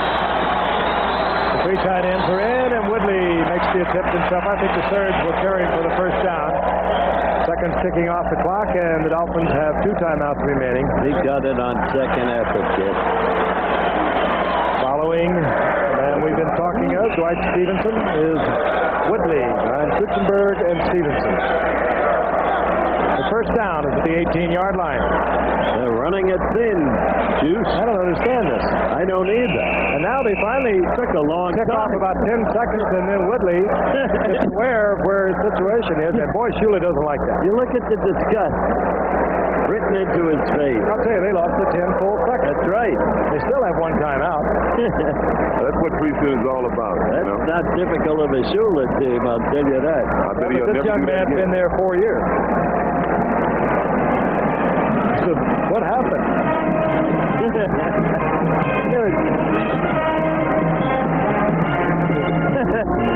Oh, come on, he said. Give me a break. Meanwhile, about 10 seconds. He is animated, isn't he? Oh, he's got such a great face. All of his character is etched into it. Donnie probably sitting down in Miami saying, Don, don't say anything. Don't say anything. Don't make any slips. They only have 1 child left at home. They're a great family. All the others are in college or through with college, and they're just beginning to get back, John and Dottie, to one another. They're a great pair. Joe Gibbs looks impassive. He doesn't seem to be troubled by the 21-0 score. Well, as you stated earlier, he lost all his preseason games last year. I'm sure he doesn't want to lose the preseason games, but he knows there'll be a next week, and the season doesn't start for 2 weeks, and he knows he has a problem. Miami will run off a play and then probably bring in von Schamann. I would suspect they'll try to pick up a few yards, maybe even an end zone shot. Kills the clock. 5 seconds, and we should see von Schamann. Yes, we will. Out comes von Schamann with a field goal attempt with 5 seconds remaining here in the first half. And the Dolphins on top 21-0. Howard mentioned good year for von Schamann after a shaky start, 15 of 20. His career best, 53 yards, his rookie 7th round 37-yard effort as his longest from last year. Jim Jensen, the reserve quarterback, will place it down. 35-yard attempt.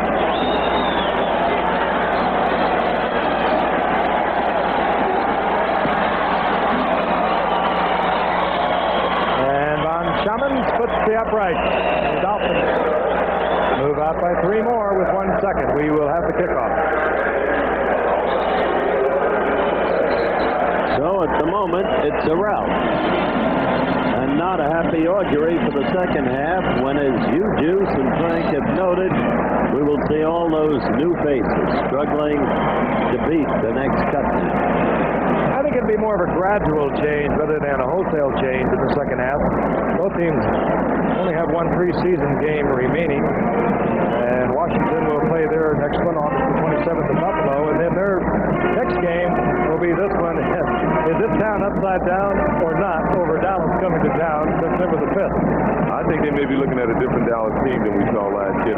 At times, Dallas seemed almost passive last year, which is uncharacteristic for them. But with the, I guess, negative PR they've been getting on this offseason, I think you're going to see a new dedication out of that bunch down there, and they could be pretty tough. They manhandled the Rams the other night. They have the personnel, and they didn't treat that Rams game lightly, I'll tell you.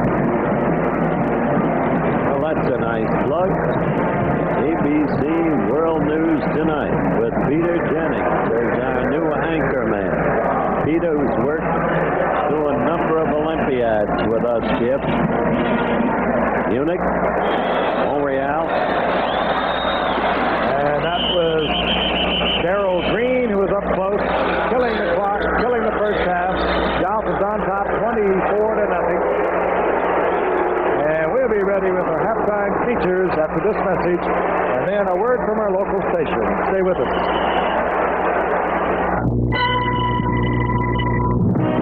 Abreast of them as we can. Joe Theismann is throwing on the sidelines. We anticipate we will see Babe Laufenberg, a rookie from Indiana. And that was the message we got earlier, that Theismann would go a half, and then we'd watch Laufenberg, a 6th-round draft pick. Had a big year at Indiana. But right now, Von Schaman has it on the tee, and Greg Jones is deep, the rookie from Alcorn State. Good kick by Von Schaman. Hangs up there a long time, drops on the goal line. Here comes Greg Jones. Down goes Greg Jones at the 18-yard line, and Robert Sewell goes down there. That's twice now he's made tackles from the special unit. All right, let's check him out. Abe Laufenberg is the quarterback. 6'2", 195-pounder, rookie from Indiana. As I said, a 6th-round draft pick. Over 2,400 yards passing a year ago at Indiana, 11 touchdowns. Record for that school for yardage. Only spent 2 years at Indiana. He was at Pierce Junior College in Missouri, Stanford University, and Steve Dills was there, and John Elway, and he moved on to Indiana. Now he's trying to earn a job with the Redskins. Handoff goes to Richard Williams, a rookie from Memphis State. And Williams up to the 25-yard line. Nice pickup over the left side. He'll get 5. It'll be 2nd down and 5. Now, this is a kid who has to be looked at closely, Juice, because he was a high draft choice by the Redskins. Yet he did little at Memphis State in terms of carrying the ball. Bobby Beathard, a presumed special of his, and yet he's not had a good preseason. 2nd-round draft pick, Howard. Yep.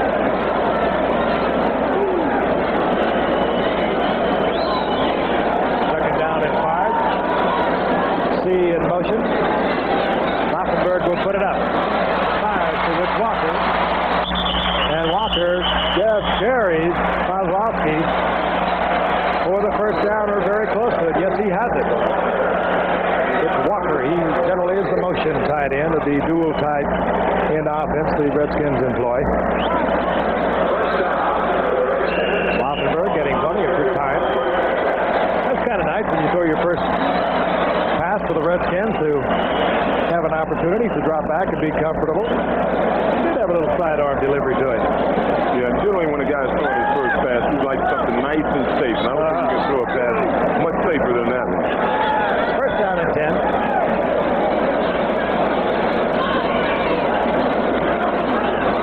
This is Williams once again. Howard Bobby Beathard saw in him, Howard. He only gained 480 yards a year ago at Memphis State, but he averaged 5.4 doing so. Yeah, plus he's a 9'6" sprinter, and he got good size, and a lot of times you can get a sleeper like that. He didn't play on a particularly great team down there, and averaging 5 yards to carry on any level of football shows that a back has some type of potential. He must have something going for him. He's got 9 yards now in 2 carries, getting 4 on that last effort. Second down and 6. Ball at the 35-yard line of the Redskins. Williams again. This time, Williams right at the line of scrimmage.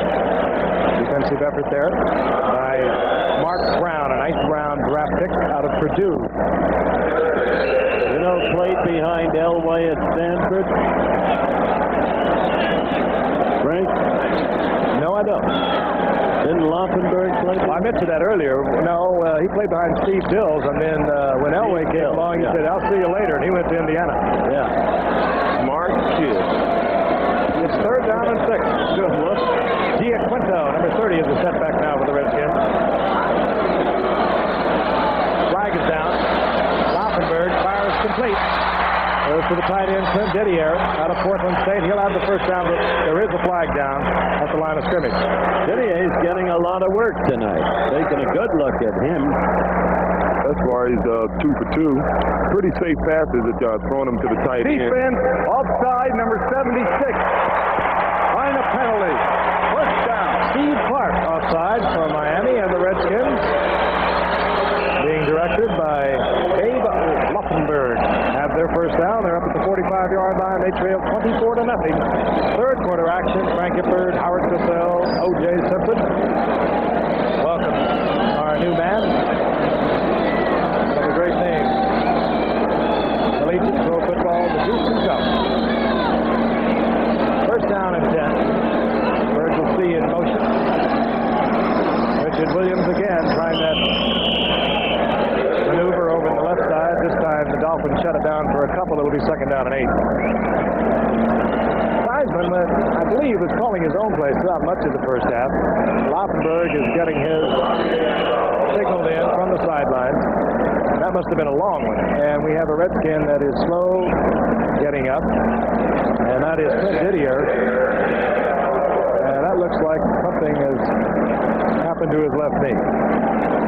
And maybe in his ankle. That's what they're looking at. It's interesting. They ran the ball at a guy named Mike Charles, number 71. He's playing right defensive, the inner tackle for Miami. You should take a look at this kid. They said some plays he's great, some plays he's getting blown totally out. But he's right now, I would guess, the youngest football player in the NFL. He's only 20 years old. It'll be interesting to see how he plays. He looks very good, Steve. Clint Didier is being treated on the field. Timeout has been called, and we'll be back in Washington in a moment. Firestone presents the performance one, the 721, the sure-footed one, the 721, the long mileage one, the Firestone.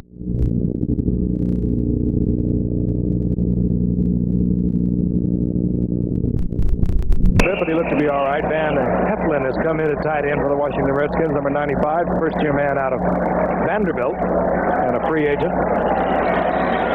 Lots of new folks out there. Inside the 47-yard line is second down and 8 for the Redskins, being directed now by Dave Laufenberg, the rookie from Indiana. C in motion. Here comes Williams, the rookie from Memphis State, and he's piled up. Kozlowski was there first. He'll get about a yard. It'll be third down and long, putting Dave Laufenberg in the passing situation. And another change. Nick Giaquinto, I think, will bring the play in, other than having to signal it in. No, they're getting a signal for Laufenberg. He checks out the sidelines. He's ready to go. They're down and 7. Miami staying pretty much intact with the regulars. Baumauer still on the nose. There's some new people in there. We'll get to them in a moment.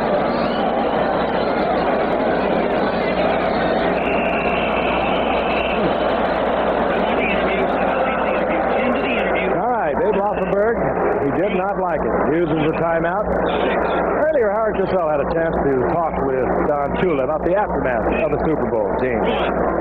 Any hangover on your part about the Super Bowl loss to Washington? Just the upsetting thing is that we were leading after 3 quarters, and we got totally dominated in the 4th quarter. And anytime that happens, a domination like that, we used to do it to other teams, but it was done to us, and that was a pretty tough thing to live with over the off season. But you got to give Riggins credit, you got to give Joe Gibbs credit and the fine job that they did, and they deserve to win the football game. We have to get better than we were last year, and right now we're struggling because of these problems that we're having defensively. Trying to get better than we were last year if we're going to be able to be there again. Well, you would not want to project tonight into the regular season, but they have definitely improved. They have been as close to being perfect in the first half with the regulars as you would want. 3rd down and 7. Redskins will force to use a timeout. Laufenberg with a Theismann roll to the left. Hits C, and Virgil C has the completion. He has the first down. He's inside the 45-yard line, and Virgil C is getting a long look tonight. A 3rd-year man out of Troy State. Came up as a free agent in 81 after a tryout with Denver, and they are looking to him tonight. This is the Theismann play, really. A little short road. He did a good job. He actually pushed off just a little bit. He should get a long look. He averaged over 25 yards to catch last year, but he only caught 6 passes. I think I could have done that. Great kickoff return man in college. He has an NC2A record. He returned 3 kicks for touchdowns in 1 game. That's Virgil C out of Troy State. First and 10, 43-yard line of the Dolphins. Laufenberg has a man wide open, and he overthrows. The man was in there, and it was Jack Steptoe, 2nd-year man out of Utah, out on the left side. Timing just a little off. Laufenberg a little slow setting up, and by the time he had set up to deliver the ball, Steptoe was covered, and he had to throw it away. 2nd down and 10, 3rd quarter action. 10:22 remaining in the 3rd quarter, and the Dolphins on top, 24-0. Now Steptoe moves out to the right. That's C. O.J. was talking about a moment ago. Laufenberg takes off 1 defensive Miami Dolphin, Mark Brown, and spins into 2 or 3 others, and he'll lose about 4 yards. It'll be 3rd down, some big yardage for Laufenberg, and he'll feel the pressure on this one. Adjustments made defensively now for Miami as Laufenberg gets the wig-wag and steps into the huddle to deliver the call. Ross goes back to the 46-yard line, 3rd down, 13. Washington, as you saw, not being too successful on 3rd down conversion. Laufenberg has a man wide open, and he puts it right on his hand, and Jack Steptoe had 6 and dropped it. He hit him absolutely in stride. And Jack Steptoe has a new worry now about sticking with this team. Look at this ice on. You know, the funny thing here is whenever they go to a nickel defense, a team gets beat. Miami just went to 6 defensive backs. They had 6 defensive backs, and they had 1 guy playing as a middle linebacker. I think it was Mark Brown, believe it or not, playing over the middle, and they still got beat. Fortunately, the pass wasn't completed. Vigorito is at the 10-yard line. This is Jeff Hayes for the punt. Hangs it high, trying to get the defenders under it, forcing a fair catch, and he does. Vigorito at the 16-yard line, where Miami will have their possession. So Washington remains with a goose egg on the scoreboard. They trail 24-0. Miami has scored on their last 4 possessions. We'll be back for the 5th.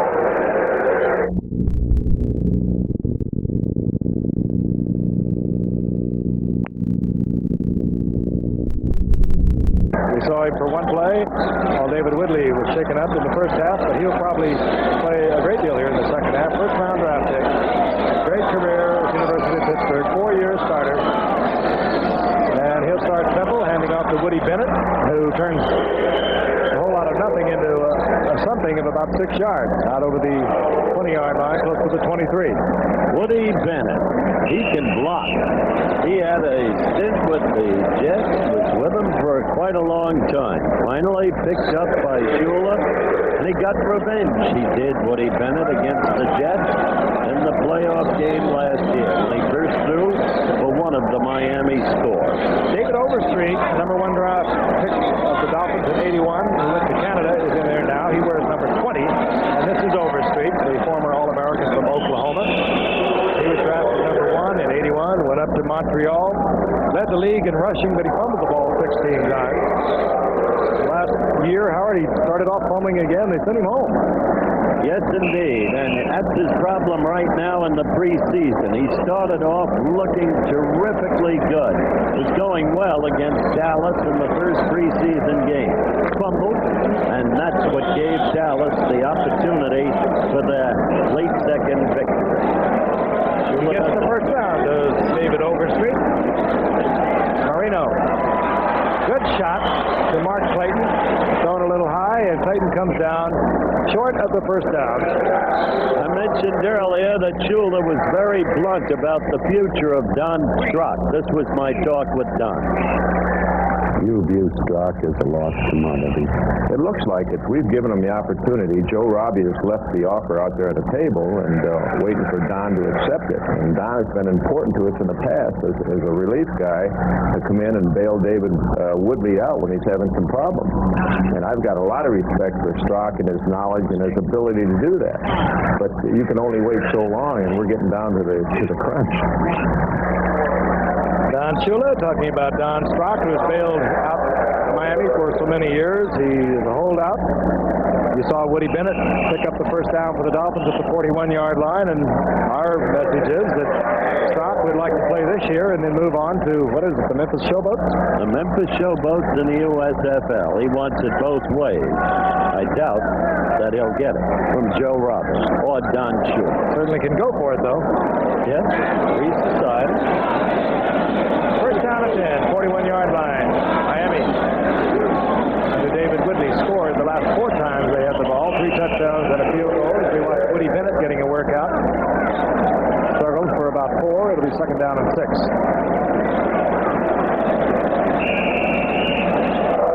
Woody Bennett had 88 yards in preseason coming into the night. He's been worked fairly hard. You mentioned earlier, Juice, that there's no coach you admire more than Shula. You never played for him. Why the admiration? I just like the way he treats his players. He lets his players, they're organized on the football field, and he lets them be individuals off the football field. Over the years, much like Oakland, even though the two teams, even as you see Duper catches a simple out, I can't say simple, they gained 13 yards on it. A beautiful pass to Marino. A beautiful pass to Marino. But over the years, you look at Oakland, you think of them being outlaws, the individuals. Well, if you look at Miami, they've had some lightweight outlaws play for that team. They had some pretty far-out personalities on that football team, but on the football field, they play good, disciplined football, and you kind of admire it. He gets the most out of what he has, and he gets the most out of all his players, and he helps them be better football players. Don't get sick. Always on the run. Inside the 45-yard line, first down, good pass. Mark Marino finding Mark Clayton. David Overstreet gets outside and gets good yardage before taken there by Curtis Jordan. Overstreet a gain of about 9 as he gets to the 35-yard line.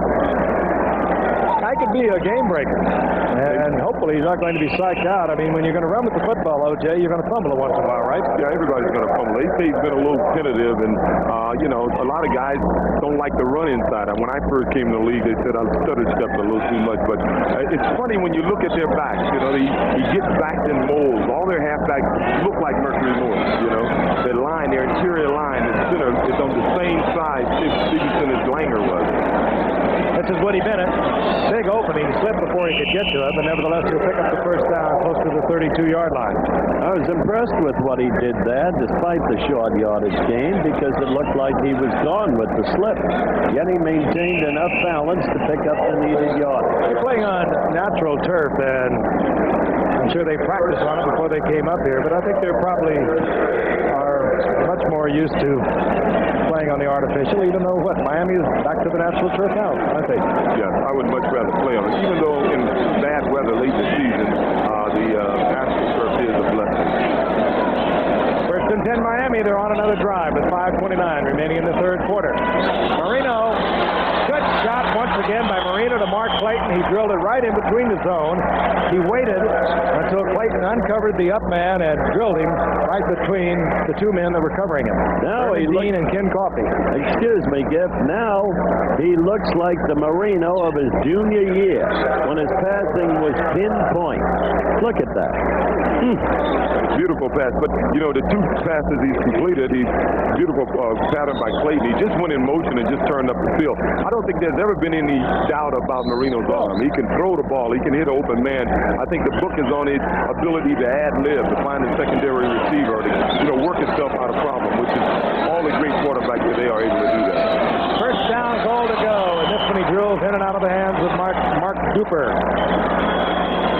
Little play action to Woody Bennett, freezing the linebacker. That time he had too much smoke on it, and Duper could not hold on. Second down, goal to go. Marvelously built for the quarterback position. Oh, he's perfect. Yeah, that position has changed so much. When I came in the league, they wanted you to sit in the pocket, and when you look at Joe Montana and Theismann-type quarterbacks now, they want a quarterback to be able to move around and, running quarterback like Dan Fouts.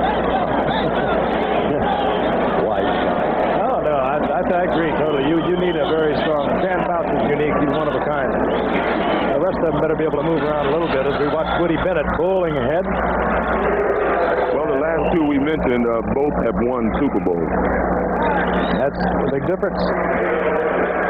I think that's probably more to do with the defense that plays for them than their ability to move around. Third down, goal to go. The ball inside the 4-yard line, resting close to the 3-yard line. Would have to suspect that Marino will put it up on top. Puts Duper out to the left, and Mark Clayton, the rookie from Louisville, out to the right. Trying to get out there to Clayton, and he does, and that was a well-thrown ball again. Timed out, right over the head of the defender, and the defender, I believe, once again, Darrell Green. Stole a lead from Theismann and Garrett. It's just a timing pass. There's Green looking in, and he looked back a little late. Marino has it high enough, and Green is short enough. Touchdown, Miami. Yeah, that's a pass pattern that every team has in their book. It's to take advantage of that one-on-one down to the goal line. Von Schaman once again, letter perfect thus far in 3 preseason games, including tonight.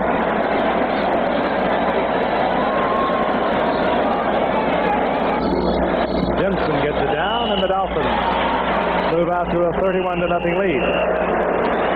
With Mark Clayton, a rookie from Louisville, 5'9", 172-pounder, 8th-round draft pick. He's just scored for Miami. Here in the nation's capital, Miami against Washington. You've got some sense of humor. The Dolphins on top, 31-0. That was Greg Jones, the rookie from Alcorn State. So far, Von Schaman has been ripping the kickoff. Keeps them up very high, and he gets another one high. This one, however, a little short at the 8-yard line.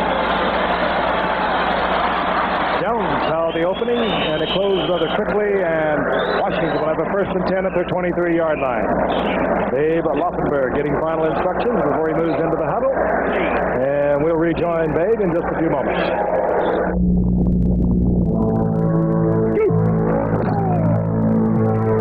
I wasn't drafted until the 7th round.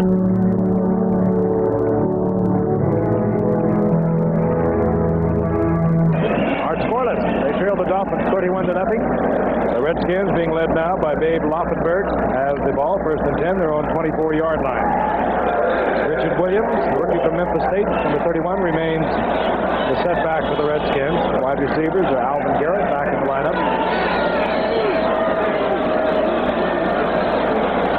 Laufenberg, a lot of time, and he finds Williams out of the backfield.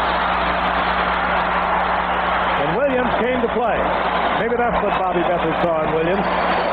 Good effort. Gets out over the 40-yard line for a Redskin 1st down. Baseball, the Yanks using no pointer on their bats ahead 11-2. Toronto over Boston 8-6. And 1-1 second game. Baltimore Royals. Baltimore won the 1st. Cleveland over Seattle. Oakland giving it to Milwaukee, the team that's been so hot. Chicago beat Texas in the 1st. In the second game, 0-0. Detroit giving it to Minnesota. And Here comes Richard Williams once again over the left side, and Williams is getting quite a workout. He'll get a yard. It'll be second down and 9. Atlanta defeated Chicago. Cincinnati again beat Pittsburgh. Houston and St. Louis, 0-0. And don't forget, next Monday night, ABC's Monday Night Baseball. It'll be the White Sox in action. They've been a red-hot team against Kansas City. That'll be the opponent. Williams picked up a couple. Make it second down and 8. Ball inside the 44-yard line.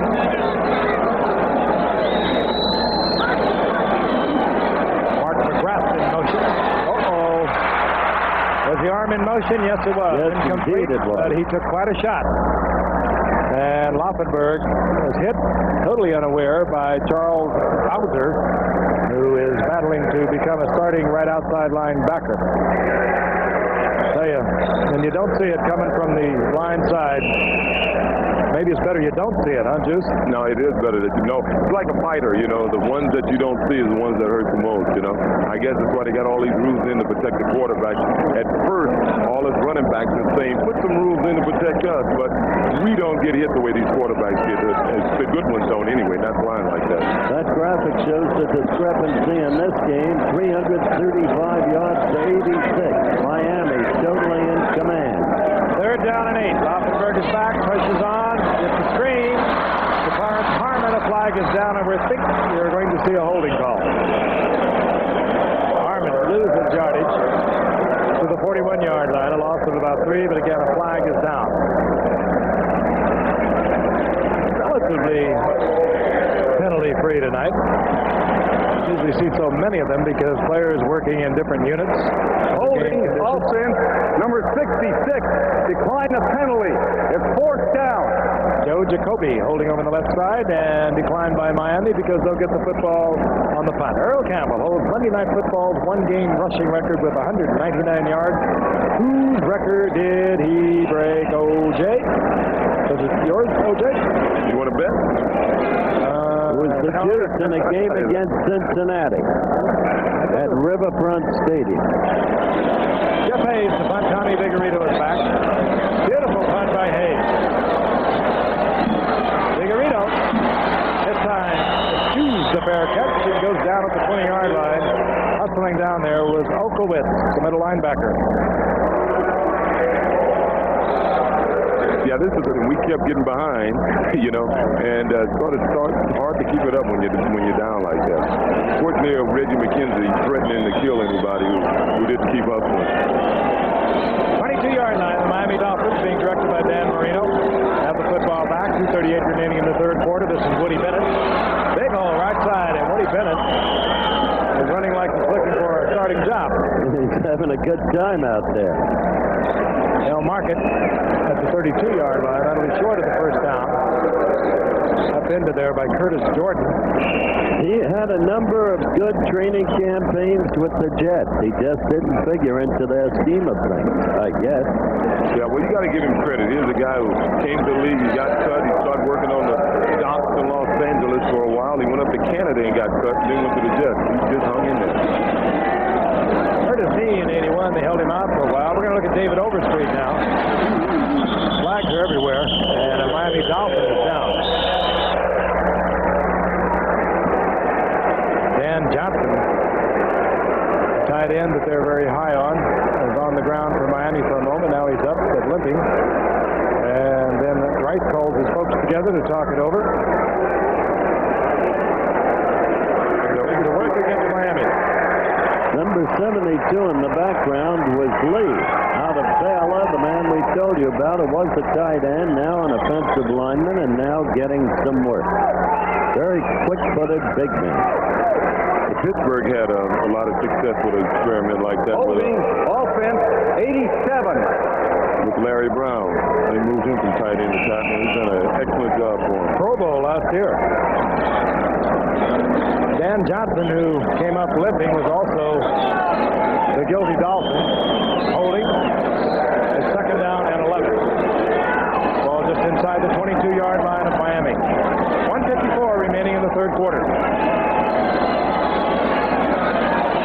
Marino, bit of bumping going on, and no flag. Well, Frank, in my talk with Don Shula before today's game, we discussed the teams the Dolphins must beat.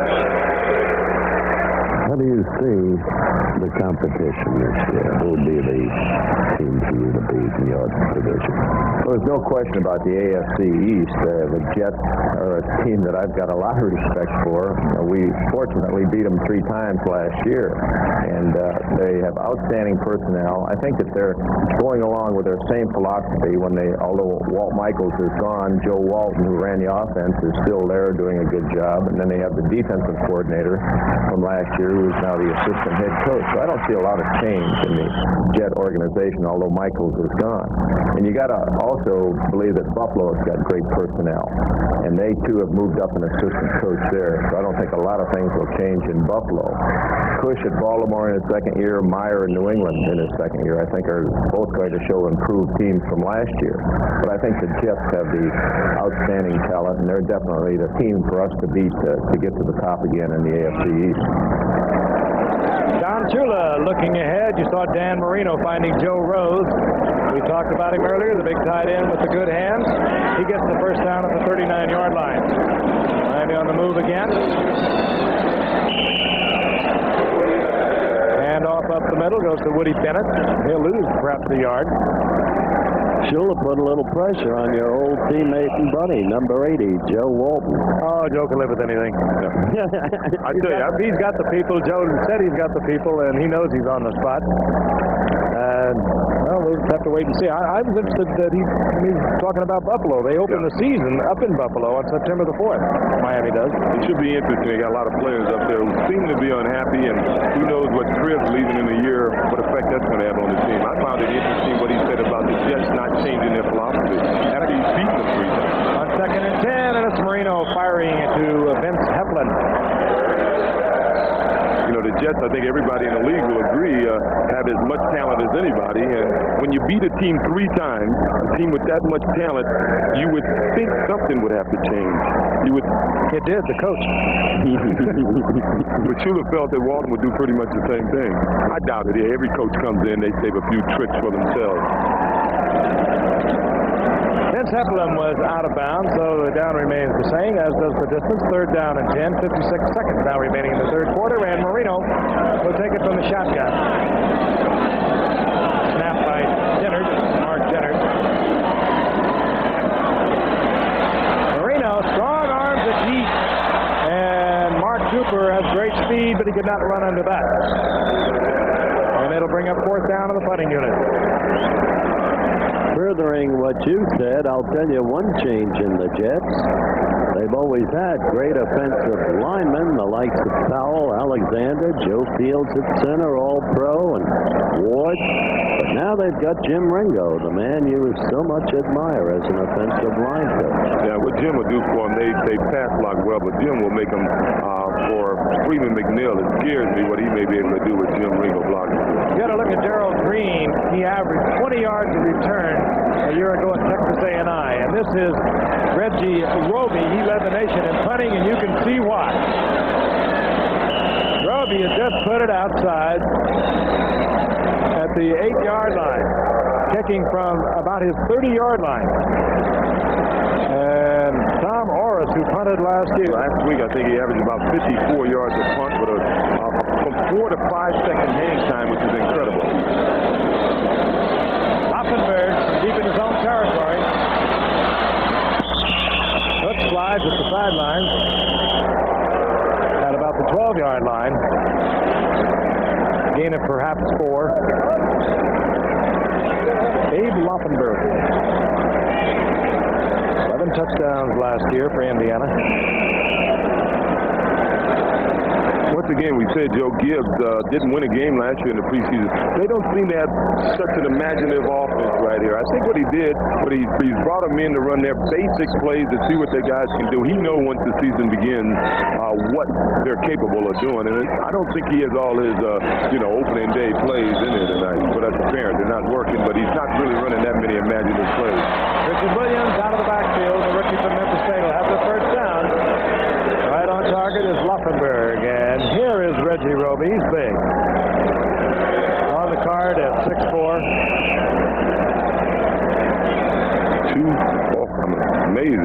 guys, 200. Most punters are a little, I guess with the exception of the Raider punter, Ray Guy, they're generally a little thick around the middle, but 242 pounds is unusual. He has one problem, though. They say he takes a little too long to get rid of the ball, and I'm sure when the season begins, somebody's going to take advantage of that. The end of the third quarter, Miami 31, Washington nothing. Will return for the fourth quarter after this word from our local station. Stay with us. We'll be right back in Washington. They are being shut out tonight by the Dolphins, 31-0. Heisman led the troops throughout the first half, and we are now watching Dave Laufenberg, the rookie from Indiana. First down and 10. Laufenberg and his receiver are crossed up, and Kozlowski comes down with it. And Miami will have the turnover. Good field position.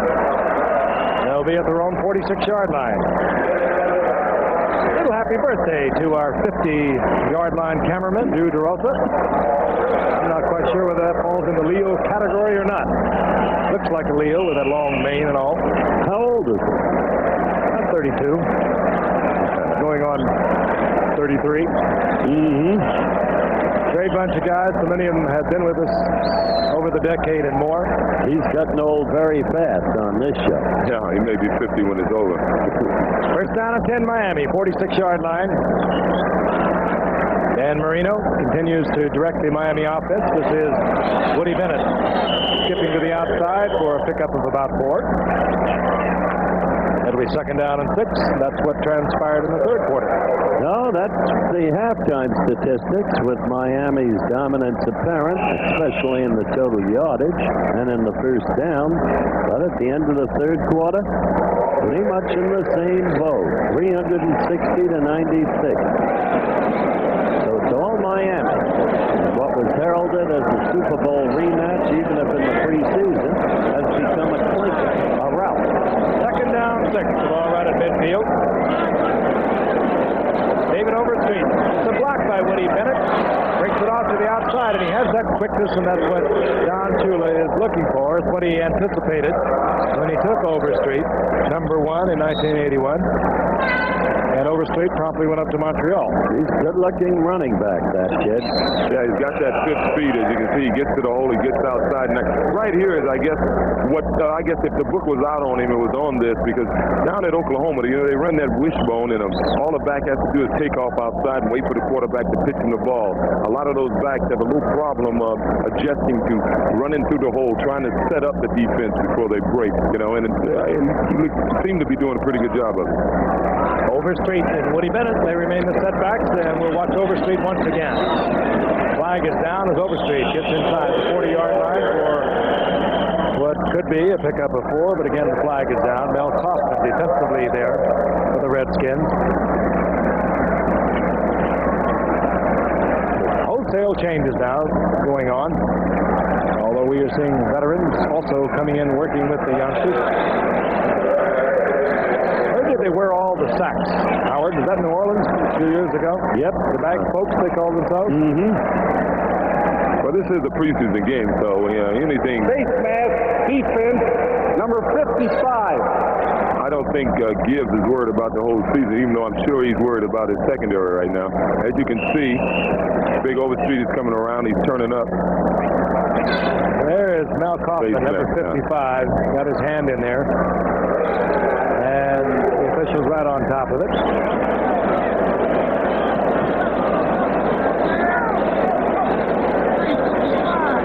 Ball at the 34-yard line. On first down. Marino. Almost a great effort by Marino. He held it just a little long, trying to get to Duper. And Dick Vines, a rookie from Baylor, a free agent, was there defensively. As I was saying earlier, I don't think Joe... Let me correct myself. That's Anthony Washington. Vines is gone. Washington just acquired from the Pittsburgh Steelers. They got 2 defensive backs from the Steelers, the Redskins did. Tony Washington and the number 4 draft choice of the Steelers, a kid named Bo Scott Metcalf from Baylor. Metcalf was beaten out by a kid named Greg Best, a free agent who lives Beaver Falls way. Your old friend Joe Molina. Second down, a yard to go for the first down.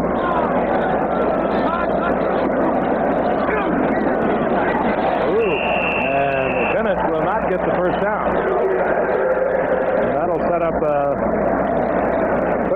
and about 3 for Marino, who had a waste down. He tried to go deep to Duper, came back to Bennett on the second down. And now he's looking at a possible passing situation. You know, when I came out of college, of course, Roger Staubach hadn't had a chance to make his mark in pro ball, and we had what they call a Heisman Trophy jinx at the time. Right now, we sort of have a Super Bowl champion jinx going because ever since we've reached the 80s, you know, Pittsburgh won it in 79, and they came back in 80. They finished third. In 80, Oakland won it. They came back in 81 and finished fourth. And, of course, you know what happened to the 49ers. Out of the shotgun and a little switch up there. We got a little outside play with an inside handoff, and Tommy Vigorito picks up the first down for Miami. Had his eye on that first down marker, and he stepped inside of it, and Miami has a first down, 33-yard line of the Redskins. Hurt his left hand or wrist in hitting the dirt. That little See him holding that left arm. excellent receiver out of the backfield, and so Don Shula this year has moved Vigorito to the outside, although he brought him back around as a running back from the shotgun to get the first down. Marino flips it over. 4-3 front, play action. Bennett is wide open, and slips, falls, tries to get up, and comes up short of the first down by about a yard.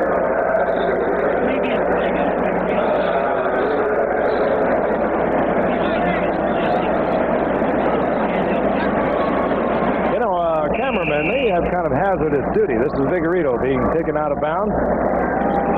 Yeah, there's Jesse.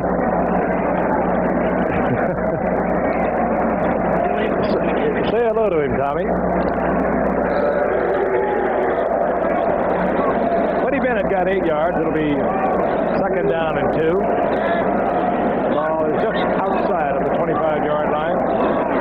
Miami on another roll. This one being directed by Dan Marino. Fires a good shot. Goes into Mark Clayton, the rookie from Louisville. Well, this kid's having a good time. I'll tell you, he is poised. He stands in the pocket, and he has thrown some excellent passes. Well, coming into the game, they said Clayton was pretty impressive in camp and in the earlier games. He's an 8th-round draft choice, and he's been very impressive. Yeah, he may be making a spot for himself on this team. That Didier, he did not have a knee or an ankle. He had a bruised leg. He had that ice on his outer ankle.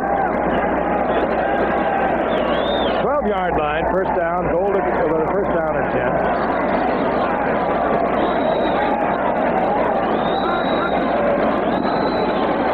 Marino. Man is wide open. It's Dan Johnson, who went out of the game, shaken up a little earlier, back in there now, takes it to the 5-yard line. Well, you don't like to see this happen. Pickup of 7. Now, Marino will learn. He can look that off a little bit, and he would have given Dan Johnson a little more running room. Marino looking all the way to Dan Johnson. Gets the completion, however, and a pickup of 7 yards. This game will give Gibbs pause for a lot of thought about his defensive secondary. Well, he knew going into the game he had problems. That's why he traded for the 2 guys he brought in. I don't know if they'll solve the problem, though. Woody Bennett. And Bennett very close to a first down. And they might have marked it back at the whistle, and he could be just a little short. It's amazing with all the new passing rules and everything. You would think that the defensive back would be higher on the pay scale than they are. If I was coming out of college now and I was a top defensive back, they'd have to pay me the moon. I think it's the toughest position to play now with the new rules. They can't do anything, really. They have to come up and take on those pulling guards. 230-pound backs. Third down, less than a yard to go now for Miami. David Overstreet. Overstreet into the end zone. No flags. Miami touchdown. And Overstreet has shown some nifty running. Marino has looked well tonight. And Miami, well, quite frankly, they look very solid. Too much pride in the 2 men just shown, Theismann and Gibbs, for them not to register their dismay over what's happening here tonight before a capacity crowd. You don't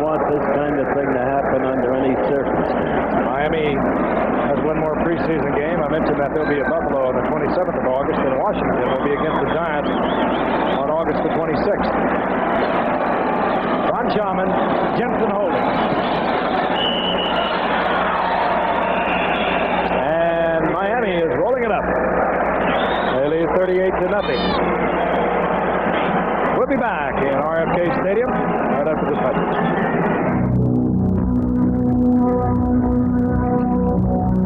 Greg Jones. He'll line up just close to the goal line. Bob Sharman has been ripping them high. And between the goal line and the 5-yard line, getting good coverage under the high kickoff. Gets into it again. At the goal line. Here comes Greg Jones. Jones struggles out over the 25-yard line where it'll be first down Washington. And we have mentioned the problems that are confronting both of these coaches. We've delineated the problems of Don Shula, his linebacker and left cornerback, where McNeil has gone for the season. Washington and Joe Gibbs don't know about Tony Peters. He goes to court on drug trafficking charges October the 12th. Joe Lavender is retired over at one corner. Jarris White is holding out at the other corner. Fred Dean has gone to Tampa Bay of the USFL. He was a good swing offensive lineman. So there's work to be done. First down at 10. Richard Williams hit right at the line of scrimmage. Might have got a yard. It'll be second down and 9. Well, Ron Guidry won his 14th. Yanks over the Angels. Toronto beat Boston. And Baltimore, winning a doubleheader, moves into first place in that current American League East pennant race. Cleveland over Seattle, and Oakland leading Milwaukee. On second down, Hoffenberg tries to get it to Nelms. By and large, as a return man, it's incomplete. It'll be third down and long. White Sox won the first over the Rangers, tied in the second, and Detroit giving it to Minnesota. Principal pennant action. Atlanta won over Chicago in the National League. Cincinnati edged Pittsburgh. The Cards have taken a 2-0 lead over Houston. Washington has brought in number 26 as setback Reggie Evans. First-year man out of Richmond who was a free agent, looked good last year, missed the season with a knee injury. He's in there now, number 26. Third down long. Hoffenberg hooked, and he may have come up short of the first down. It'll be very close. Well, Edward Bennett Williams had a winner tonight, even if the Redskins have been doleful. President of the Redskins, Mr. Jack Kent Cook, of course, the principal owner, was up in Baltimore tonight to watch his Birds win 2 over the Royals. That's a big pair. Jim Palmer goes back tomorrow, doesn't he? I think so. He's slated to go tomorrow.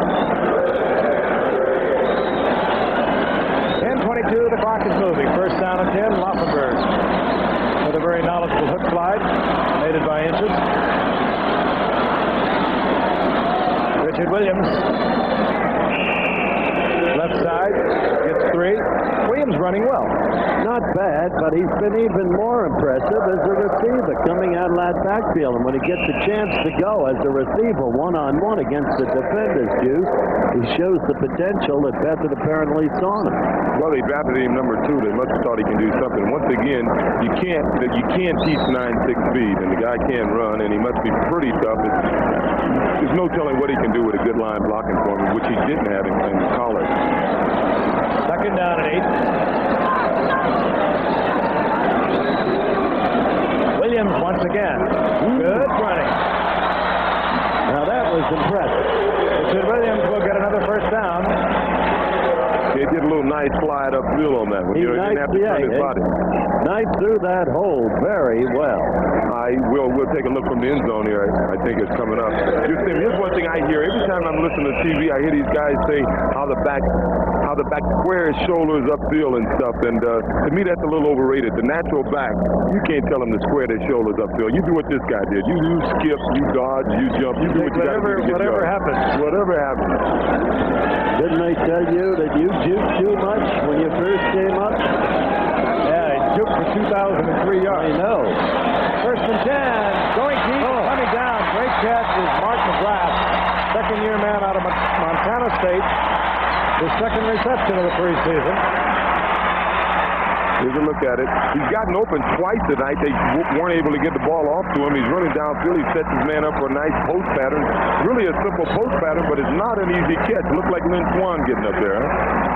Goes high, and Fulton Walker playing in there tonight with a sore ankle was trailing McGrath, and now the Redskins trying to erase the goose egg on the scoreboard, trailing 38-0. The fans that remain are with them.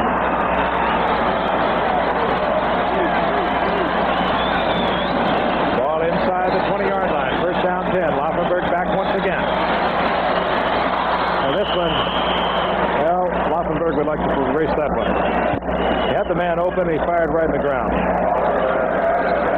You know, it's obvious that the Redskins are going to have some problems with the secondary, with the guys that are out back there. But I think what may really be concerning Joe Gibbs right now is the fact that, hey, offensively, no matter what the defense has done, you can't win unless you score points, and they haven't scored a point tonight. Well, I'll throw out the second half. The most prolific field goal kicker the game has ever known, and Mark Mosley, at least for the one season. Second and 10, Laufenberg running for his life. Fires it back into a crowd. That's anyone's ball, and it's incomplete. He got away lucky there. That'll bring up third down and 10. Fell prey to college panic. Mike Charles in there now, the rookie from Syracuse, and he is a huge one. Mike Charles, 283-pounder. He was chasing Laufenberg. That's the kid Juice was talking about earlier. Kid who is so erratic, flashes of excellence and then depths of despise. Well, you expect that from any young player, and as I said, this kid is the youngest player in the NFL. He's only 20 years old. They call that a sack back at the 39-yard line. And that's where they marked it. So it's third and a whole bunch now for Laufenberg. 29 to be exact. We'll watch it from the end zone. Laufenberg back again. And overthrowing the intended receiver. That was John Sawyer, free agent that had been cut by Seattle, and Jerry Rome, the quarterback coach for the Washington Redskins, was familiar with Sawyer. He wanted to bring him in and let Joe Gibbs have a look. Well, you remember when Sawyer was with the Oilers, Frank, and we saw him have a couple of flashes. Pretty good player at that point in his career. Tommy Vigorito. Jeff Hayes to punt. Vigorito signals the fair catch, hoping he'd get an end zone bounce. He doesn't, and the ball will be down at the 8-yard line, and there's a flag down with it. Getting a little shaky here tonight, as you would suspect, with a lot of people playing with people that they have not been with under game conditions. Not the case for both Miami and Washington. Indication by one of the Dolphins is that it's going to work against Washington. Steve Potter is indicating that whatever it is going to work against the Redskins. Ben Drive sorting it out. Washington Redskins. What a year they had. They lost 1 of 13. They won the Super Bowl. Offensive holding number 58. Defense, unsportsmanlike conduct. We're going to play it over. We'll do it once again. You know, interesting in the playoffs, when the Redskins got into the playoffs, nobody came within 10 points of it. They just blew everyone away. Yeah, they turned it on in the playoffs. Well, I don't quite agree with that. The Vikings game was more difficult than it looked, which was their first game. Well, was it a 10-point game? We didn't say they weren't a tough game. It wasn't a 10-point game, but it was a very difficult game. Vikings are a troublesome team with a lot of good talent. Beat Minnesota 21-7 as we watch Jeff Hayes bang it once again. And again, Vigorito chances the bounce into the end zone, and again is covered by the Redskins. Getting down there quickly was Charles Mann. So Miami, a 38-0 lead. They'll have the football. They'll have it at the 2-yard line. We'll be right back. Even though they went exclusively with their regulars in the first half, they have been almost flawless. They played fine football. Worked over a rookie number 1 draft pick, Gerald Green, very effectively in the first half as we watch the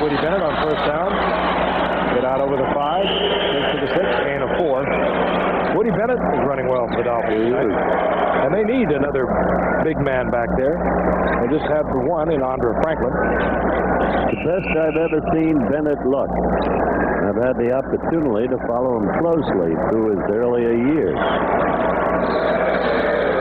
Well, I tell you, they'll get a good chance. I'm sure we'll see Overstreet on this drive, and Schuler's wants to see him play, and he'll get a good chance to see him run the ball now. And recall the last time Miami lost in the Super Bowl, they came back and win 2 in a row, and I think the team has improved. And I think they have a good shot at going all the way again, especially if Overstreet can give them that breakaway back they don't have. You know, Tony Nathan gives them a lot of things. He catches the ball, he runs inside, but he isn't the breakaway runner that Overstreet has the potential of being. And you add that to his ball control type offense, and they could be back there again.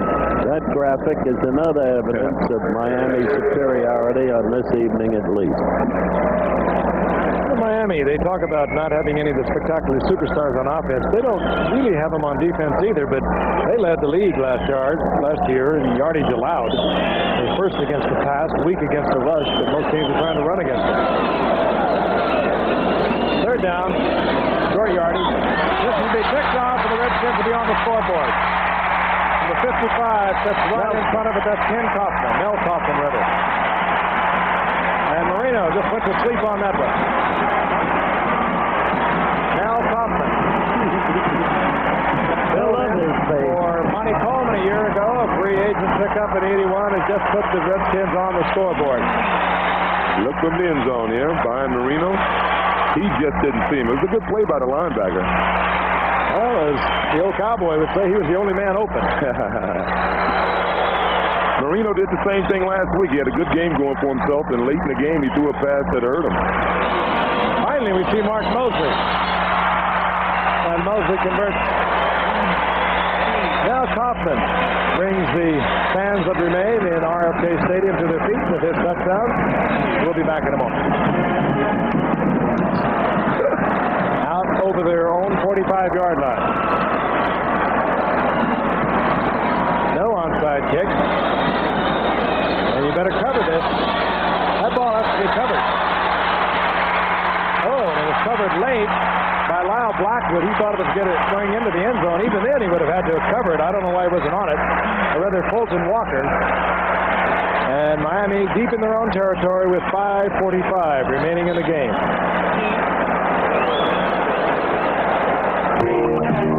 The Miami Dolphins helmet in black, number 50, in memory of Larry Gordon, the great linebacker who so tragically suffered a heart attack and death.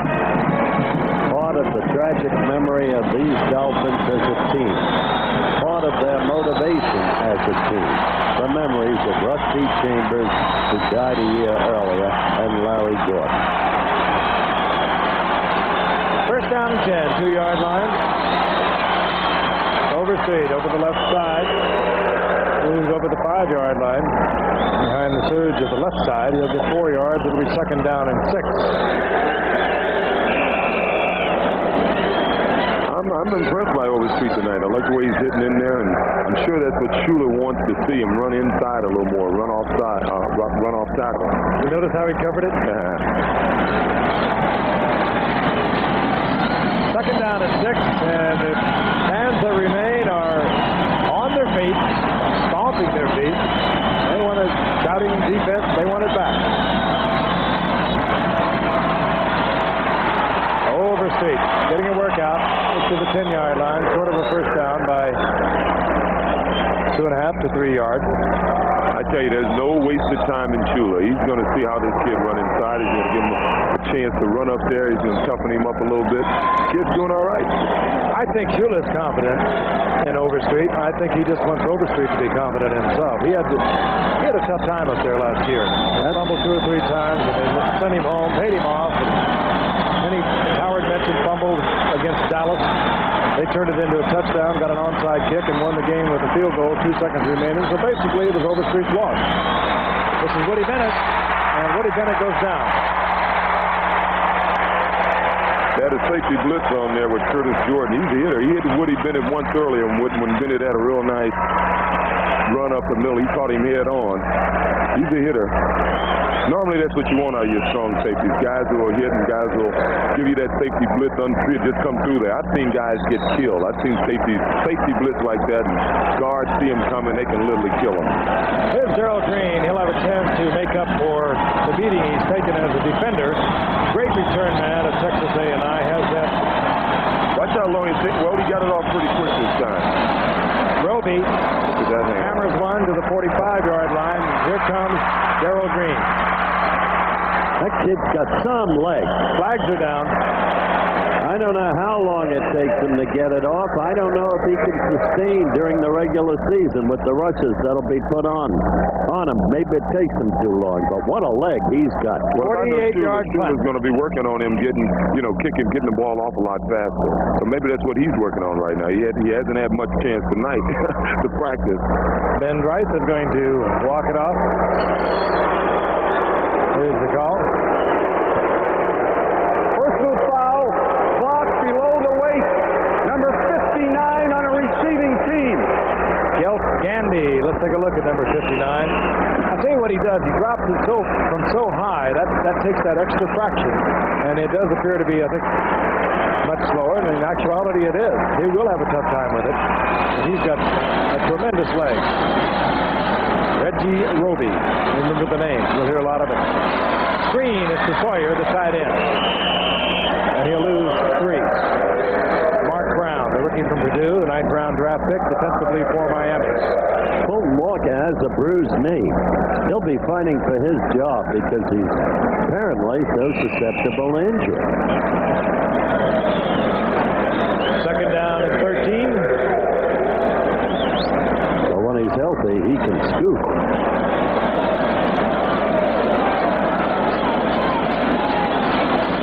Quarterback remains Babe Laufenberg, the rookie from Indiana.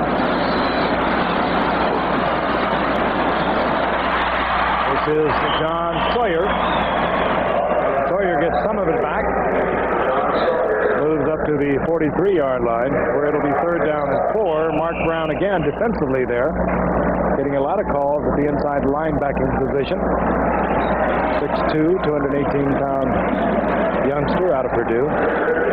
We're talking about Fulton Walker, and you see Gerald Green running punts back. As valuable as these cornerbacks are today, you would think they'd take them off those special teams. But generally, when they get hurt, it's on the special team. Hey, that's where that increased roster of 49 is going to help. So important. Frank is absolutely right. Laufenberg, incomplete, under pressure. Bring up 4th down, and the punting unit will come out. I don't know, if you wanted to practice something, why not punt it? Let Jeff Hayes see what he can do. 2:11 remaining. How deep is the regret you never were on a Super Bowl team? I never think about it, Howard. As a matter of fact, I was looking around the stadium right now, and I felt a little at home. It reminded me of my first few years in the league. Look up in the stands this time of the game, and it looked pretty much like the stands look right now. Hayes fills it. Figueredo from the 5-yard line. Fair catch there, and it settles in. You talk about empty stands. I started OJ, and I know you were too young to remember. We outnumbered them. I saw a few stands like this. One thing I can say about Buffalo, no matter how badly we stunk up the place, the 1 week that we were sold out the next week. I'll tell you this, your first game in the old Civic War Memorial Stadium was against the Jets, remember? I recall it. You got creamed, but you had some game personally. You faked out Jim Hudson, number 22, and went in for your first touchdown as a pro. Do you remember? Yep, I didn't know it would be so long before I got back in the end zone, Howard. Jim Hudson. Almost 4 years. You are remarkable. You are a computer. Jim Hudson was a great player. Great, strong safety. Good, great, Howard. Down to 10, Miami from the 5-yard line. Woody Bennett with some running room and spins and puts his way out over the 25 to the 27. And Woody Bennett has run well tonight. And he's still running on a very warm, humid night. That's up there by boat Scott Metcalf. See the inside of that line of Miami working there. A little cross block right there. Beautiful hole, even though I don't think that's what the hole was intended to be. And he just read it. cruising upfield. He's moving that 222 pounds. Woody Bennett gets the first down. 2-minute warning to both benches. We'll be back in a moment. Little noted nor long remembered. Overstreet on short yardage, struggling for the first down. He'll be close to it. Deuce, if you haven't had enough, we can get back to Service by announcing the score. That's predicated on the notion that ours is the only channel in town. Down goes Dan Marino. I want to remind you this telecast is presented by authority of the National Football League. It's intended for the private use of our audience. Any rebroadcast or other use of the telecast without the express written consent of the National Football League is prohibited. The executive producer of ABC Sports is Rune Arles. Produced tonight by Bob Goodrich. Directed by Chet Forty. Our technical director, Joe Chavo. Associate director, Alan Brum. Technical manager, Rick Okolsky. Unit manager, Lenny Nathan. Telecommunications manager, Bob Myers. Assistant to the producer, Jake Cutlow. That man tonight, Steve Hurt. Along with Joe Cox, our spotter, Steve Buzico. It's all over. They let it run out. Good night from Miami. The Redskins scored on defense. We'll be back in a moment.